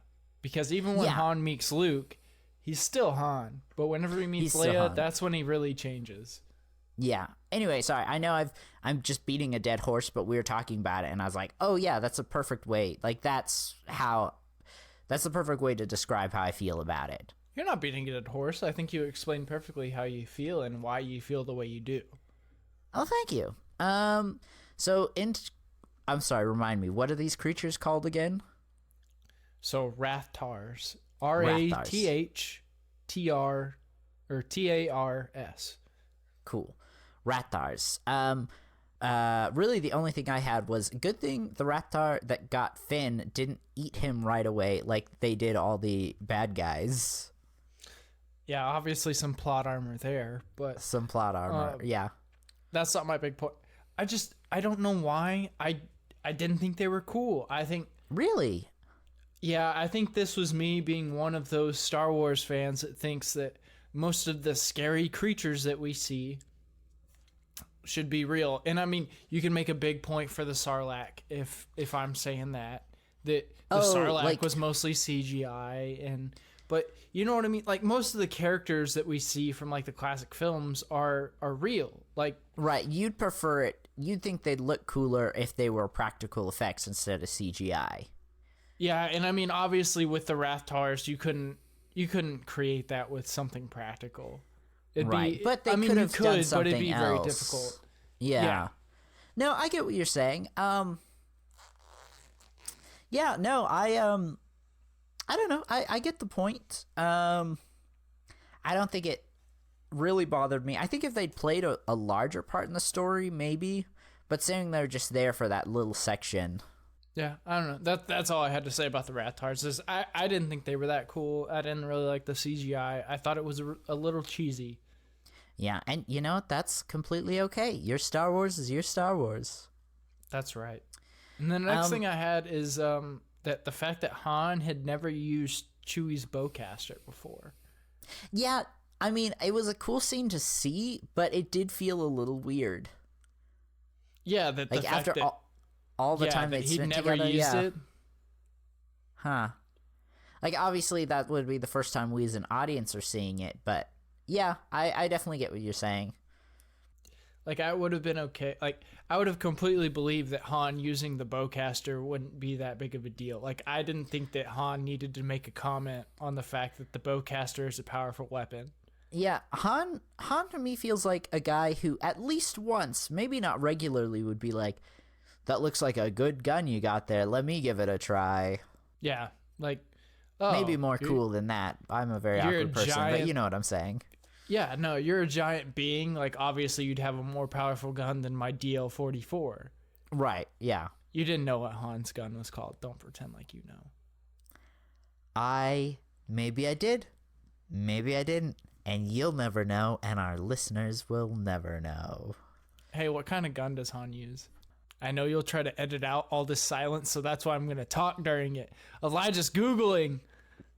A DL-44. It's a DL-44, everybody. I did not Google that at all. I did not just cut out 10 seconds of awkward silence. Oh, man. What are we talking about? Okay, so I'm ready to talk about a very minor thing. Do you have anything about them escaping?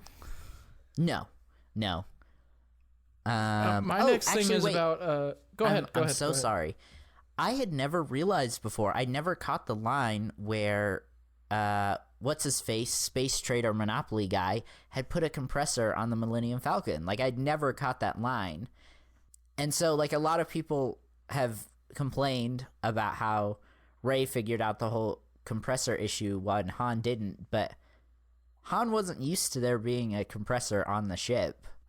Like, he literally went into autopilot, or his body went into autopilot to fly the ship. He wasn't thinking about the compressor. Like, I'd never caught that line before. That's weird, because I never found it strange. Like, Han's just trying to fly the Falcon, but he hasn't had the Falcon in years. Yeah. So, and there's been multiple changes. They've pointed that out in the film multiple times. Right.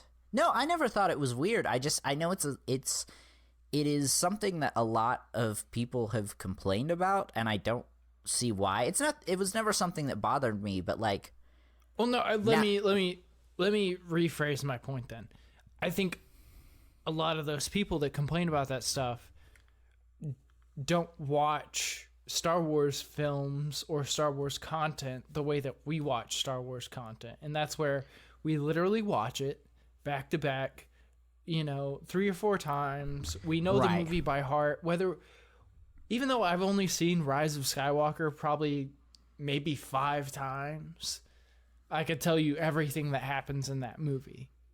Yeah. No, and I think a lot of people they were mad that Rey figured it out and Han didn't. But like, if they would have paid attention to the actual film, it makes sense why. Yeah. They're just, and I don't want to use the term, but like casual fan, like you and I are technically casual fans because we don't know everything. We know enough. No, wait a minute. Listen. I totally get the point you're making with casual fans, but even though we don't know everything, I definitely would not refer. We have a Star Wars podcast, my friend. We can't call ourselves casual fans. Yeah, but you know what? Compared to like some people that know, right? Yeah, no, they're like super fans who've read every book, every comic, played all the games, and that's awesome. And then there's also fans who've seen all the movies once, and that's it. And you know what? They're just as valid of fans, but we spend a lot more time with the content. Yeah, I guess. Yeah, you worded it the way that I wanted to word it. Is that we just spend more time with the content. It's like watching Boba Fett with my wife. Like, She asks questions about things, and I'm just like, I feel bad because I get frustrated whenever she, like, I should be happy that she wants to watch Star Wars stuff with me. Right, And I to am. know more, I'm so happy that she watches it with me, and I really appreciate it because it's my thing. It's not her thing. But she'll ask questions, and I'm like, ugh, why doesn't she know this? But it's like, she doesn't watch everything that you watch and read all the articles that you read. Like, you shouldn't be so judgmental that she's asking a small character question. Right, yeah. Which, you know, one day, a few years from now, after you guys have had more time to watch, she'll definitely have a lot of this information down. But, you know, new fans... No, she listens, but she only listens because she knows that I love it. She's a wonderful woman. And you know what? She loves you, and that's what matters. That's all that matters, is that she loves me. She's pretty cool. Okay. Anyways, back to another throwback.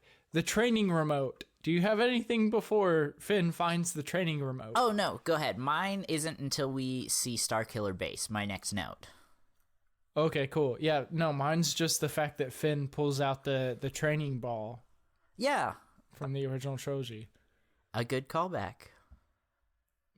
And I think it's an interesting thing, and I don't know why it made me thought of it, but like Finn pulling out the training remote reminds me a lot of like the stuff that Dave Filoni does in The Mandalorian and Boba Fett. Yeah, just those like casual references that... Yeah, those really small references. If you haven't seen the other films, like, oh, it's not going to hurt your experience to not know that information, but knowing that information just makes it so much better.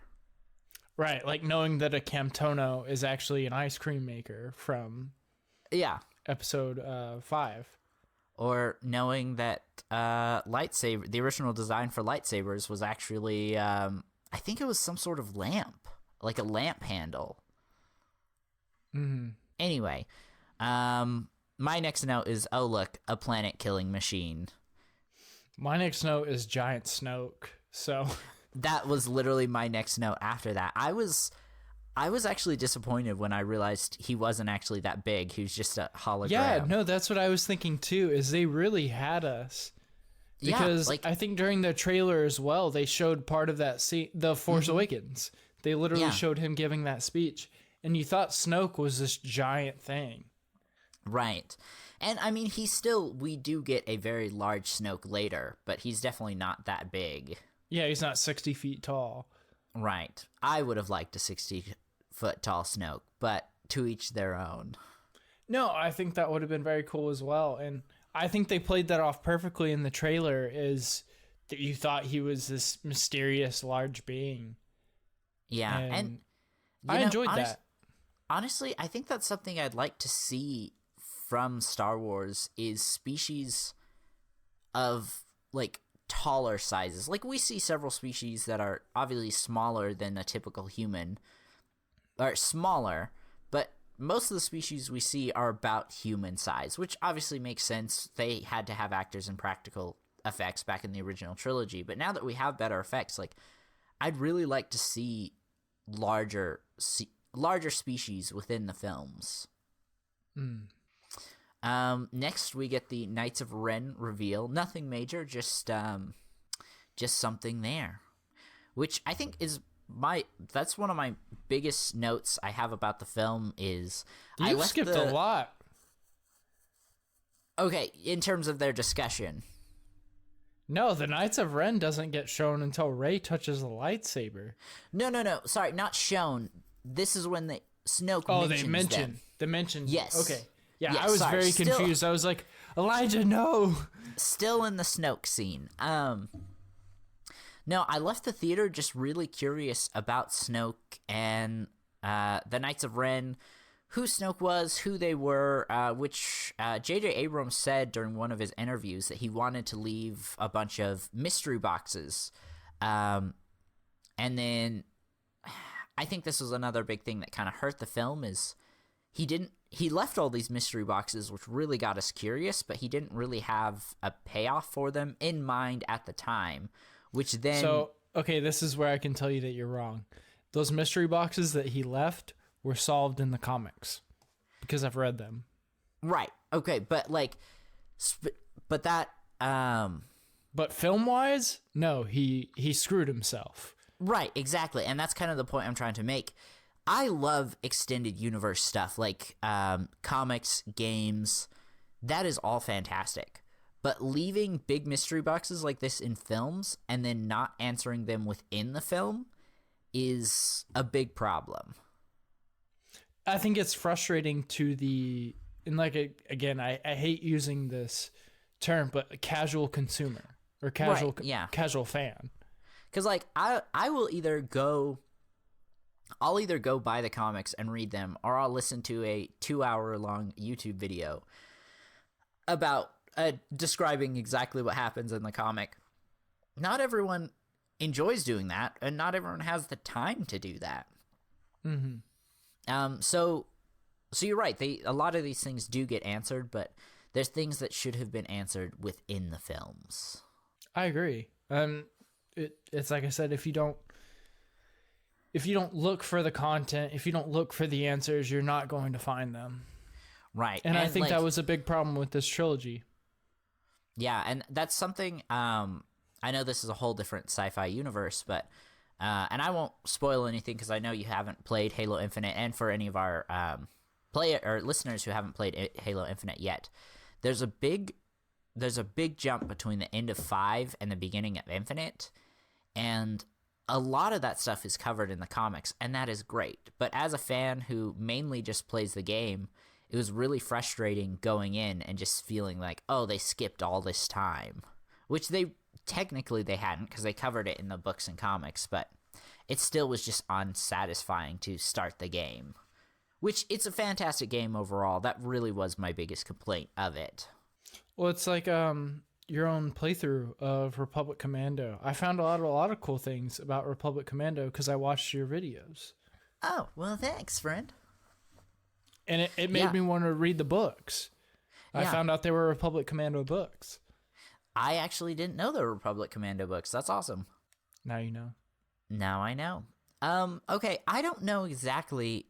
Do you have any notes left in the room when they're talking to Hologram Snoke? No. Okay.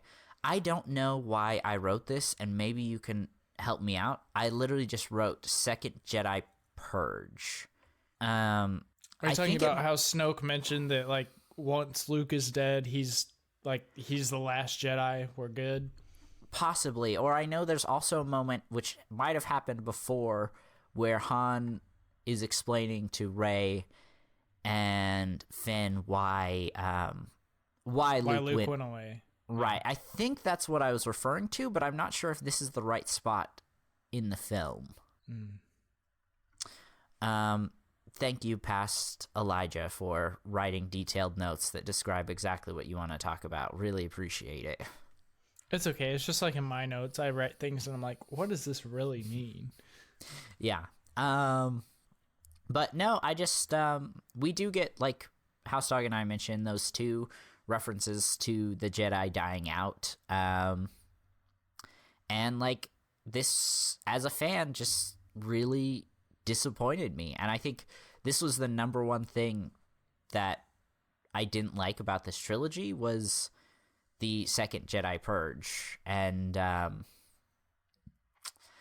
just really went in wanting to see all of the new things that Luke was doing with the Jedi Order. And again, does this mean it's a bad film? No, it really came down to myself having these set expectations and being disappointed when I didn't actually get them. But that's a problem with me and not the actual film. Well, I think we're going to get that with the High Republic stuff. Yeah, and the High Republic, I think, is going to be a really cool time period to explore. Like actually seeing the Jedi, like, quote unquote, in their prime. But I just really wanted to see what Luke and his new Jedi Council look like within this new, or not maybe within, but after Episode 6. And it's not like we knew we were going to get that High Republic stuff at the time. Right, we had no idea. No, my next note is about the chess table and the fact that where we see the game, taking place in this scene was exactly where the game stopped the last time we Right. saw the chess game. Right, which I thought was really funny, but also nobody's played it in that time. I thought the exact same thing whenever I found that out. Like, it's a really cool callback. Or like, same thing with the crossbow. It's a really cool scene to see, but, like, it didn't make necessarily the most sense. Yeah, you're telling me that nobody has played this game, and because it transferred from the Irving boys to Duquesne to Unkar Plutt. Right. You're And, telling like- me that nobody played it in that time? And, like, all the time that Han and Chewie had it before, too. Yeah. Yeah. But it was, like, cool. It was a great callback to see. It was one of those moments that was like, okay, that's cool. Yeah. I'm not sure what the planet is called, but I don't really have any notes before they land, or before they get to the planet. Maz's planet. No, the only thing that I have is Takodana. I think that's the name of the planet. Okay, cool. I might be wrong, but I think it's Takodana. We'll go with it for just now. racing a new planet. Right, and her excitement to see the green. Like, that was a really good scene. Mm-hmm. And then just kind of as more of a general statement, just Han teaching her to use the gun and the offer to work for Han. I just really loved how it all played out. The acting was really good. The writing was really good. And it was a sweet moment. Made my heart melt just a little bit. I like that moment too, and I think you really got to see, like, Han, like, past Han, but not in a cheesy or a fan service way. Right, yeah. And No, then- I really do think they handled, like, Smuggler Han well. Yeah, it was Smuggler Han, but in, like, a more dignified way. You could tell that he had lived life a little Right. bit more. He definitely was more mature. Yeah. Yeah. But the moment between Han and Finn on the Falcon was great. Right? It was... And Han's line that women always figure out the truth. I Uh-huh. love that line. It's so good. Again, another just iconic line. I love that part. I wrote it down specifically that women always figure out the truth. I love that. Uh-huh. I don't have anything until we meet Maz. Okay, so I just have a couple things. Is them just walking in to Maz's place, all the flags that we see. Oh, yeah. And if I'm not mistaken, I think Anakin's pod racer flag is hidden in there. Really? That's Yep. cool. Um, I appreciate that they had callbacks to the prequel trilogy as well. yeah. I'm pretty sure Anakin's flag is in there. I could be wrong, but I'm pretty sure his is in there. And then obviously we see the what's it called? The beast. Oh, Is it the mythosaur? Am I wrong? That doesn't necessarily sound right, but I will look it up real quick. But yeah, that's like the focal point, like right before they walk in, like you really see that flag. Yeah, that is really cool. Oh yeah, no, you were right. The mythosaur, you were correct. Yeah, you see the mythosaur sign that we always associate with Boba Fett. Right. It was really cool to see that flag, and it's a very prominent flag as well. Yeah. You know, I think I didn't necessarily focus too much on the flags. I was more focused on like all the different creatures and what would be the right word? Partakers of alcohol. I can't think what I'm trying to say. I don't know, barfolk? I don't know what you're saying. No, patrons. All the patrons of all the patrons. That's what I'm trying to say. Anyway, I just wrote HouseDog. down the token bar scene that we always Yeah. get from Star Wars, and I really liked it. That one of the first characters that we see is the original concept art for Chewbacca that Ralph Yeah. McQuarrie drew.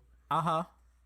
Is one of the first creatures that we see, like that furry beast thing. That was one of the things that Ralph McQuarrie drew of what he That's thought awesome. Chewbacca should look like.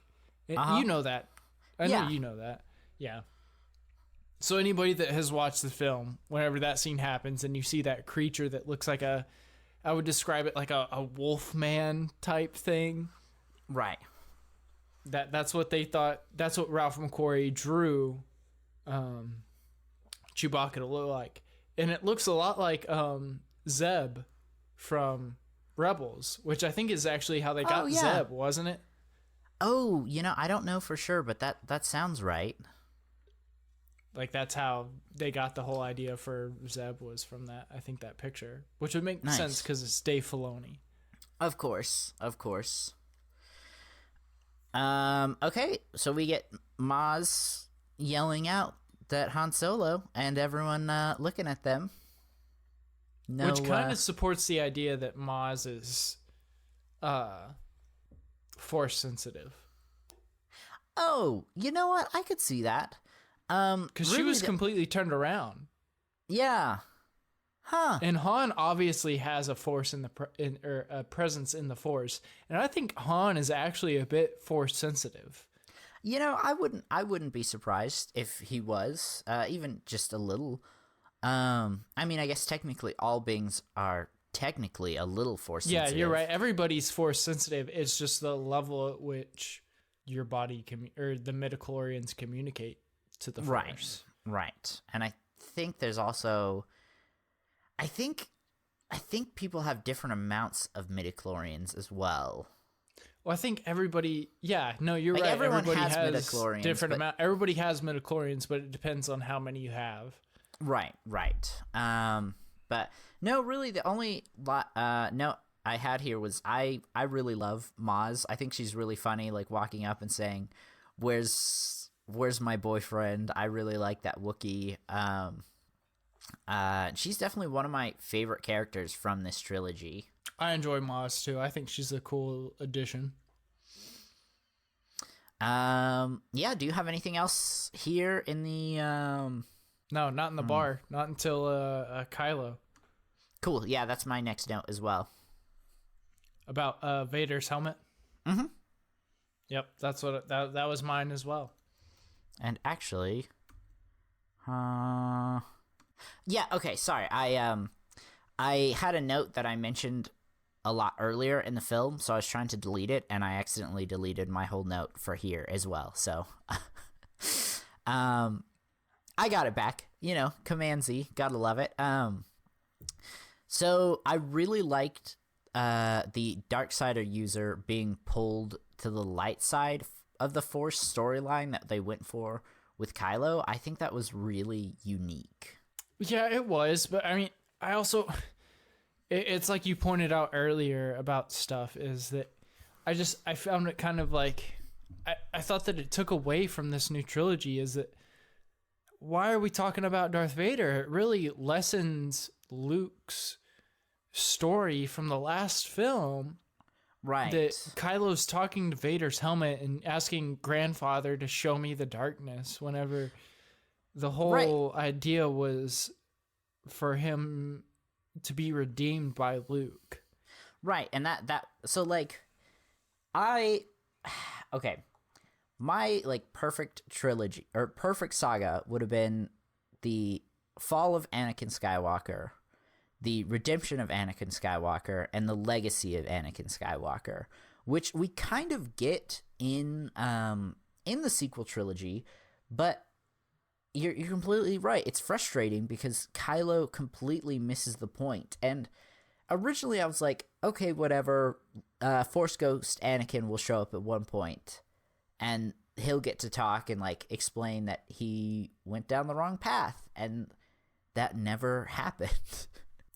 Which, again, that's not the only way they could have handled it, but the way they went with this film, I really thought Force Ghost Anakin was going to pop out at some point and be like, "You're stupid. Don't make the same mistakes I made." Mm-hmm. Well, it brings up a line that Maz says whenever she's talking to all the characters, is she says evil comes in many forms. She talks about the Sith, the Empire, and now it's the First Order, and that evil comes in many forms.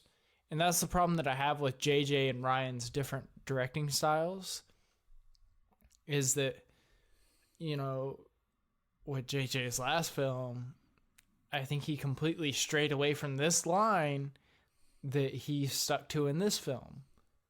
Yeah. And whenever we get to The Last Jedi, or not The Last Jedi, The Rise of Skywalker, that'll make more sense. Yeah. Yeah. No, I really think another big issue is that they didn't pre-plan the trilogy out. They went film by film, which can work, but not just Star Wars. I feel like that rarely works for any story, no matter what medium you're telling it by. Novels, video games, film, animated series. Like, you've got to at least have some sort of an idea of how it's going to end so you can work towards that goal instead of just like filling in the pieces as you go.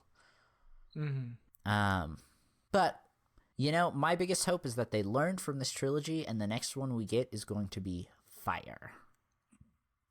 I don't want another trilogy. So, okay, I don't think we'll get another trilogy in the Star Wars saga. I'm pretty sure they've tied the bow on that, but I do think we will see more films, be it trilogies or just single films, or maybe we'll just get 2, or maybe there'll be 5. Who knows? But there's so much money in Star Wars. I really don't think Disney's going to stop making films here. No, and I agree.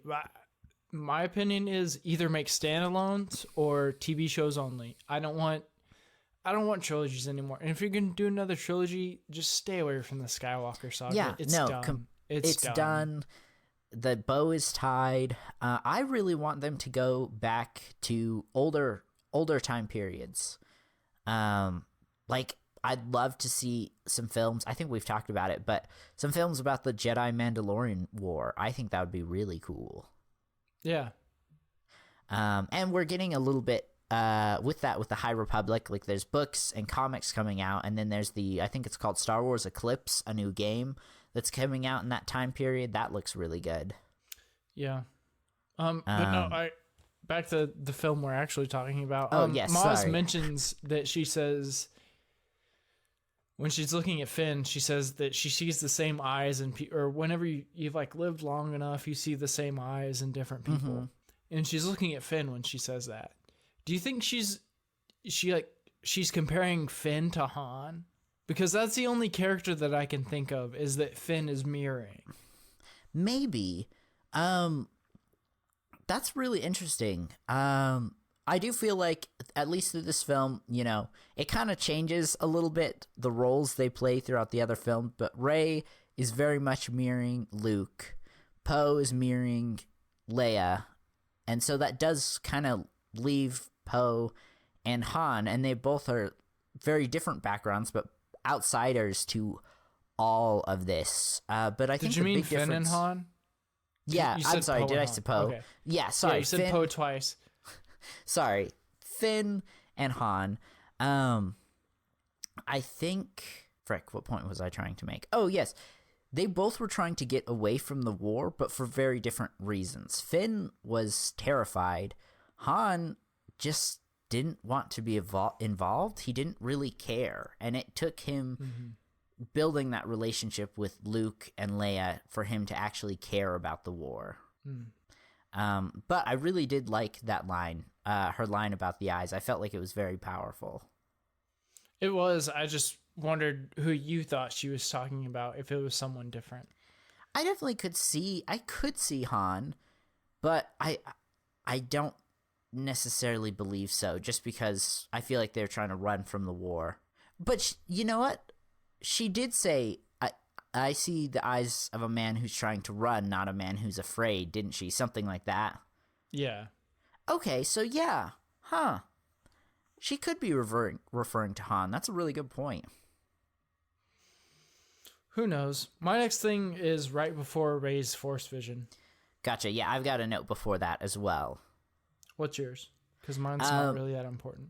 Mine isn't either. It's just a casual. I really liked Finn's character arc throughout the film, like going from this like deserter to a coward trying to get away from the war to like an actual hero. Yeah, he does have a pretty good arc in just this one film. Yeah, I really hope they don't redo that arc again. Yeah. No, my only note before Rey's Force Vision is that the fact that BB-8 goes down one stair at a time. It is very cute. Yeah, I really like how they animated all his work. I love that. I had never noticed it before this watch through, but like, because I was so focused on what Rey was going on, Right. and like, I was just looking in the background, and you see BB-8. He like looks at Rey, and then he looks down at the stair, and he goes down, looks up, looks down, goes down another step, like the entire time. Yeah, it's very cute. I love it. And then Rey's vision. Talk about Rey's vision, because there's a little bit to talk about there. There's a lot. We see the quarters of the Death Star, right? No, Or is it a Star Destroyer? No, that's. Destroyer. Are you talking about the first like place she winds up in? Yeah. No, that's where Luke and Vader have their fight, where Vader reveals that he's his father. Oh, okay. In Cloud That's City. on Bespin. Gotcha. Yeah.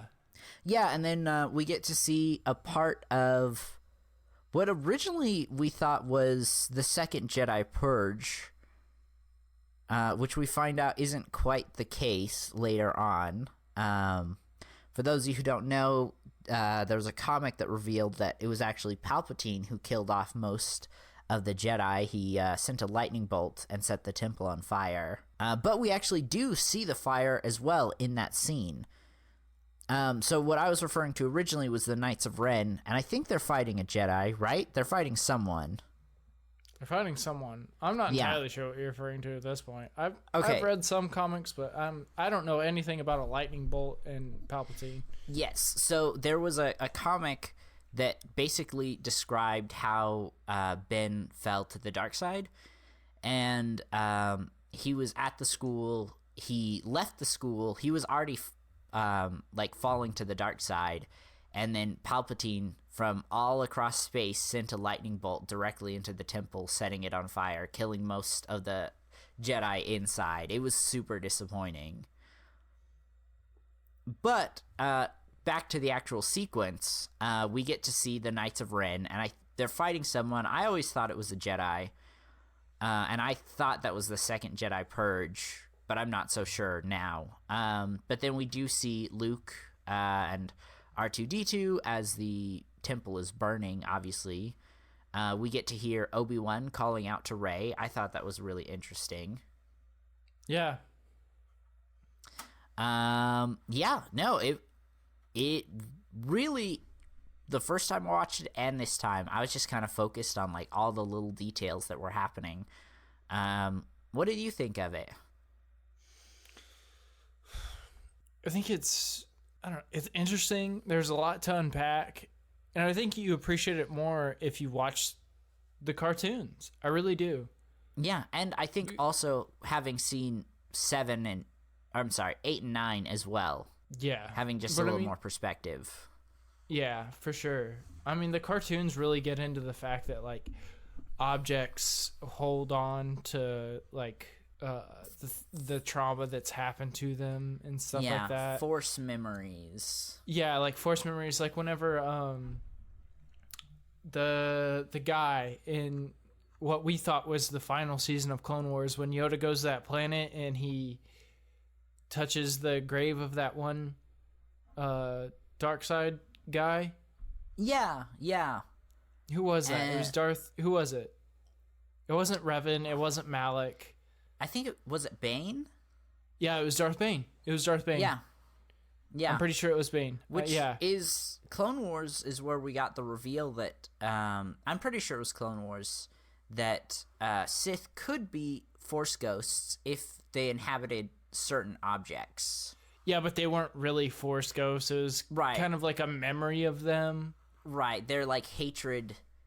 Yeah, manifested. Lives on. Yeah. Which it also gets brought up in the Darth Vader comics whenever he's building his tower. Like, there's this helmet that belonged to somebody. Right. Have you read those? No, but it is one of those where I watched like a 2-hour video describing the whole series. So, yeah. Yeah, where that user had like put his soul into the helmet. Right, and I think he was trying to help him, like, quote unquote, bring Padme back, right? Yeah. Yeah. So yes, we learn that objects can also be connected to the Force and have these quote-unquote Force memories. Which, really, if you wanted to get down to it, I would say that the kyber crystal holds more memory than The actual, object. like, metal. Yeah, no, Yeah. I agree. I mean, I'm sure the object has some, but the kyber crystal just has such a connection to the Force. Yeah, that's all I really have to say about that. So it's probably Yeah. the kyber crystal more than anything for me. And I think what's really interesting is, like, looking back on it now, Maz basically confirms that Luke was not Rey's father when they're talking after. So I know a lot of people, obviously before we got the official reveal, everyone was curious, is it Luke? Is it Kenobi? Is she a nobody? I'm trying to think of all the other ideas. I think some people thought maybe she was a clone, like a female clone. Yeah, there was a lot of things. But Maz tells, I can't remember the exact line, but she says, you know that nobody is coming for you. You know that your family's never going to return. Yeah, But I you know what need- you're talking about. You need to look forward. And she kind of says Luke Skywalker. Or Rey mentions Luke Skywalker, and I can't remember exactly what happens, but I was just sitting there, and I was like, oh, yeah, they basically were like, he's not the father. I don't know. You could take that both ways. You could be like, because Maz says, like, your future is only for the people that you were waiting for weren't there. And I guess Right. you're right. You could take it that way because If- Rey does mention, like, several times that her parents are coming back to Jakku. That's who she's waiting for. So if the people Yeah. she's waiting for aren't there, I don't know. That's just kind of what I got from this watch through. But I do You can think, interpret it many ways, and that's what they Yeah. wanted. right. They wanted this mystery box that they could solve later. Yeah. I really don't have anything until she runs out to the forest. Well, things kind of stop then because we Yeah, only we're watched the get- first half because Right. then it's Hux's speech. Right. So all I really had is, I think it's funny that she ran out all the way to the forest. It was very emotional. Well, it's Star Wars, so it has to be emotional. Of course. And then in terms of, do you have anything left on the planet?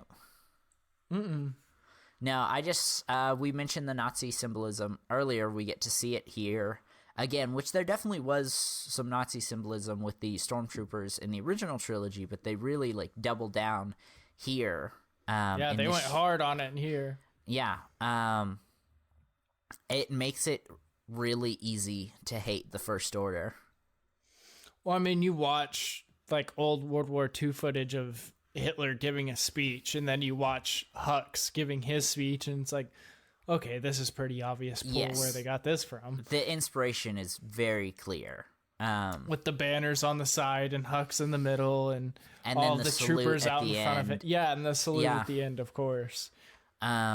Which I obviously we do not support the Nazis. But I think films can still have Nazi symbolism to make us hate these villains, to make it clear that they very much are the bad guys. I think you need that. I think to shy away from those things is you shouldn't forget those things. And if you Right. forget those things, history is only bound to repeat itself. And if you don't learn history, you're just going to repeat it. Right. And Lucas has been very open that Star Wars was also commentary on war at the time. Yeah. Yeah. Well, I mean, we talked about it before. The Tusken Raiders were a symbol of what the early Americans thought of the Native Americans. Yeah. They were just these savage beasts who didn't know how to communicate. And then, you know, we see it in The Mandalorian. They're actually very caring people. Intelligent and people, yeah. Intelligent, and their tribes and everything of that. We don't have to get into that now. I could go on for hours about the Tusken Raiders. But it's a commentary on real life. On real life, yeah. Yeah. For sure. So the last thing we have is Starkiller Base wiping out not one, but what is it, 5, 6 planets? It's like 3, 4, 5. I don't know. Yeah, which I was pretty annoyed when I saw Starkiller Base. At first, I was like, oh, they're doing this again. But I did appreciate that it is very clearly a much more powerful weapon than the Death Star. Yeah, it's more powerful, but I didn't care. I didn't care Right. about those 4 or 5 planets being blown up. Right, like, if it had been Coruscant, maybe, which is what I thought. Yeah, maybe if it was Coruscant, and I don't know, I think about, the original trilogy and whenever they blew up, what's the planet? Alderaan? Alderaan, there we go. Whenever they blew up Alderaan, like, it was a big deal. Right, yeah. You felt they really covered, like, we had Obi-Wan's reaction and we had Leia's reaction. It Yeah, made it and there feel just wasn't a that, lot like, more emotional yeah. impact for this one. So I didn't really Right. care. I mean, you And- see the people, like, seeing the beam coming towards them yeah. and stuff. But, like, to see 3 or 4 or 5 or 6 planets be blown up at one time, I was just like, okay, those planets And- blew up. I don't think as far as I know, we don't even know what those planets are. And I'm I sure think- we could Google it, but Yeah, I'm sure. But I think, as I mentioned at the very beginning of the podcast, I would have preferred if they just ignored or, like, not had the resistance. And I think that would have made this scene a lot more powerful because we already had the resistance. There already were freedom fighters out there. But if it was just the New Republic fighting against the New Order, there would have at least been some sense of, like, oh man, the main Republic, like the main group of the good side just got wiped out. Oh no. Like, it would have been a little more powerful, a little more emotional, but there already was a resistance that was completely separate from the New Republic. So, okay, whatever. Our heroes are fine. yeah.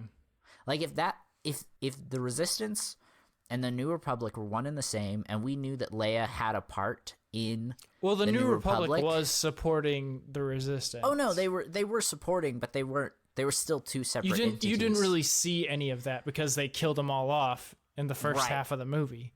But they could have had a really powerful scene if they'd kept them one and the same, and we knew that Leia was working with the New Republic, and they could have kind of left it open, like, maybe Leia just got blown up. And then we would have seen her a few minutes later as the Resistance show up. But just for those few moments, they could have, like, dangled Leia's death in our face. Right. So yes, there were a lot of I thought visually it was cool, but there were a lot of ways it could have been more powerful as a scene, more emotional. Yeah, because I didn't really feel anything for those planets. Right. blowing up. It was just kind of it was okay, whatever. Yeah, we don't know these people. We don't know what planets they are. We don't care. And I guess that's what they tried to do with, like, showing you that one scene of the people, like, Running seeing out. the blast Yeah. coming towards them. And But- okay, let's not sound like heartless monsters. Like, of course it's sad, but the film just never built an emotional I have connection. no emotional attachment Right, to yeah. those people, though. Like, with Exactly. Leia, in the original trilogy, she was like, that's my home. Like, you felt bad for her because she had emotional attachment. But to just see these people scared and everything, like, okay, that doesn't really do anything for me. I don't know these people. Right. And Obi-Wan, what did he say? I just, he makes a line about 5 million voices going out. Yeah, like millions of something like voices that. just suddenly screaming and then going out. Yeah. So, yeah, that's really it. We wanted to just cover the first half of the film. I'm really glad we decided to do only one half. We're sitting about 2 hours, 15 minutes right now. Yeah, we always do it. I always wonder how we're even going to hit an hour, and then It's 2 hours hits. we enjoy talking about Star Wars, and I feel like there were a lot of things to discuss with this film, and a lot to discuss with the rest of the trilogy. We do have a listener question. Okay, so this question is for HouseDog. Just me specifically? Just you specifically. How That's could you not terrifying. like Rogue One? Who's this question from? An anonymous source. An anonymous source. An anonymous source being my loving sister who really enjoys Rogue One. Oh. This is more of a joke question. You don't have to seriously get into it. We've talked about it multiple times throughout this series. I just thought it was funny. She literally called me one day and she was like, Elijah, I'm listening to your podcast and I really like it, but how can HouseDog not like Rogue One? It's just... I didn't see the point of it. I mean, I get it. It gives us a lot of backstory on stuff, and it fills in a lot of gaps, and that's cool. And maybe with this new series coming up about Cassian, maybe I'll like Rogue One more. Yeah, that's a really good point. But no, this was all in good fun. No actual harsh feelings. I know. It's just I didn't really see the point of Rogue One. I got more out of Solo than I did Rogue One because I know there's more coming with Solo and there's more stuff. It's like Rogue. Okay, they all die. Like not even K2SO makes it out, and he was the only character I really cared about, and he was a robot. Right, and that can be frustrating when they kill everyone off, especially because like I think a lot of people went in expecting everyone to die in Rogue One, because they got the lines mixed up. Because in the episode 6, there's the Bothian line, right? The Bothan spies. Right, and how a lot of them died. So I think a lot of people were expecting that when it's two completely different times, two different Death Stars. Mm-hmm. But then also we never really see these characters in the film, in the original trilogy. So again, just another reason expecting them to die. But it still is frustrating after you spend all that time with them to have all of them die. Yeah, I spend 2 hours with these characters that I'm supposed to form an emotional attachment to. And the only one that I form an emotional attachment to is the robot. The robots are one of the best parts of Star Wars. Are they sentient, though? Maybe that's why you had an emotional connection. Maybe. But yes. I guess to answer your sister's question, maybe the new series will make me care more about Rogue One. Rogue One is still one of the only Star Wars films that I don't own for a reason. Interesting. I don't care to watch it, and I just don't think there's anything there, man. You know, I hate to say it, but you'll have to watch it at least one more time when we review it. Yeah. This disappointment in your eyes. For those it's that not don't that know, I hate Rogue One. We video chat while we record this, but it's not that I hate Rogue One. There's a lot of things in Rogue One that provide a lot of answers to things. There are, and you know, I actually personally really like Rogue One, but not every question in Star Wars necessarily needs to be answered.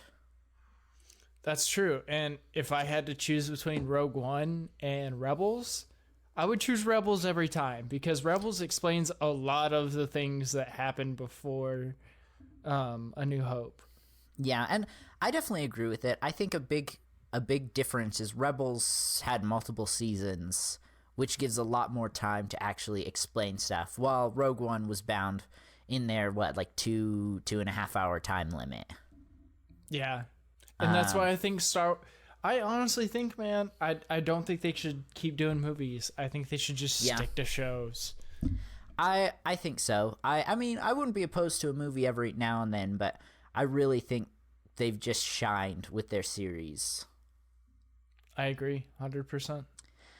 Okay, well, if you guys would be interested in sending in any Star Wars related questions, you can email us at animalsquadron@gmail.com. Again, that is animalsquadron@gmail.com. Anything else you want to talk about before we end this one? Part 2 hopefully coming soon. Part 2 hopefully soon. We've committed to part 1, so we can't wait. Maybe after we do part 2, before we move to episode 8, then we'll have a hiatus. Exactly. Between, yeah, there we go. Anyway, thank you guys so much for listening. We definitely appreciate it. If you guys are listening on Apple Podcasts, which we've recently started uploading there, we'd love to hear what you guys think if you want to leave us a review there. For the Animal Squadron, this has been Mother Goose. And HouseDog. See ya, everybody. Goodbye.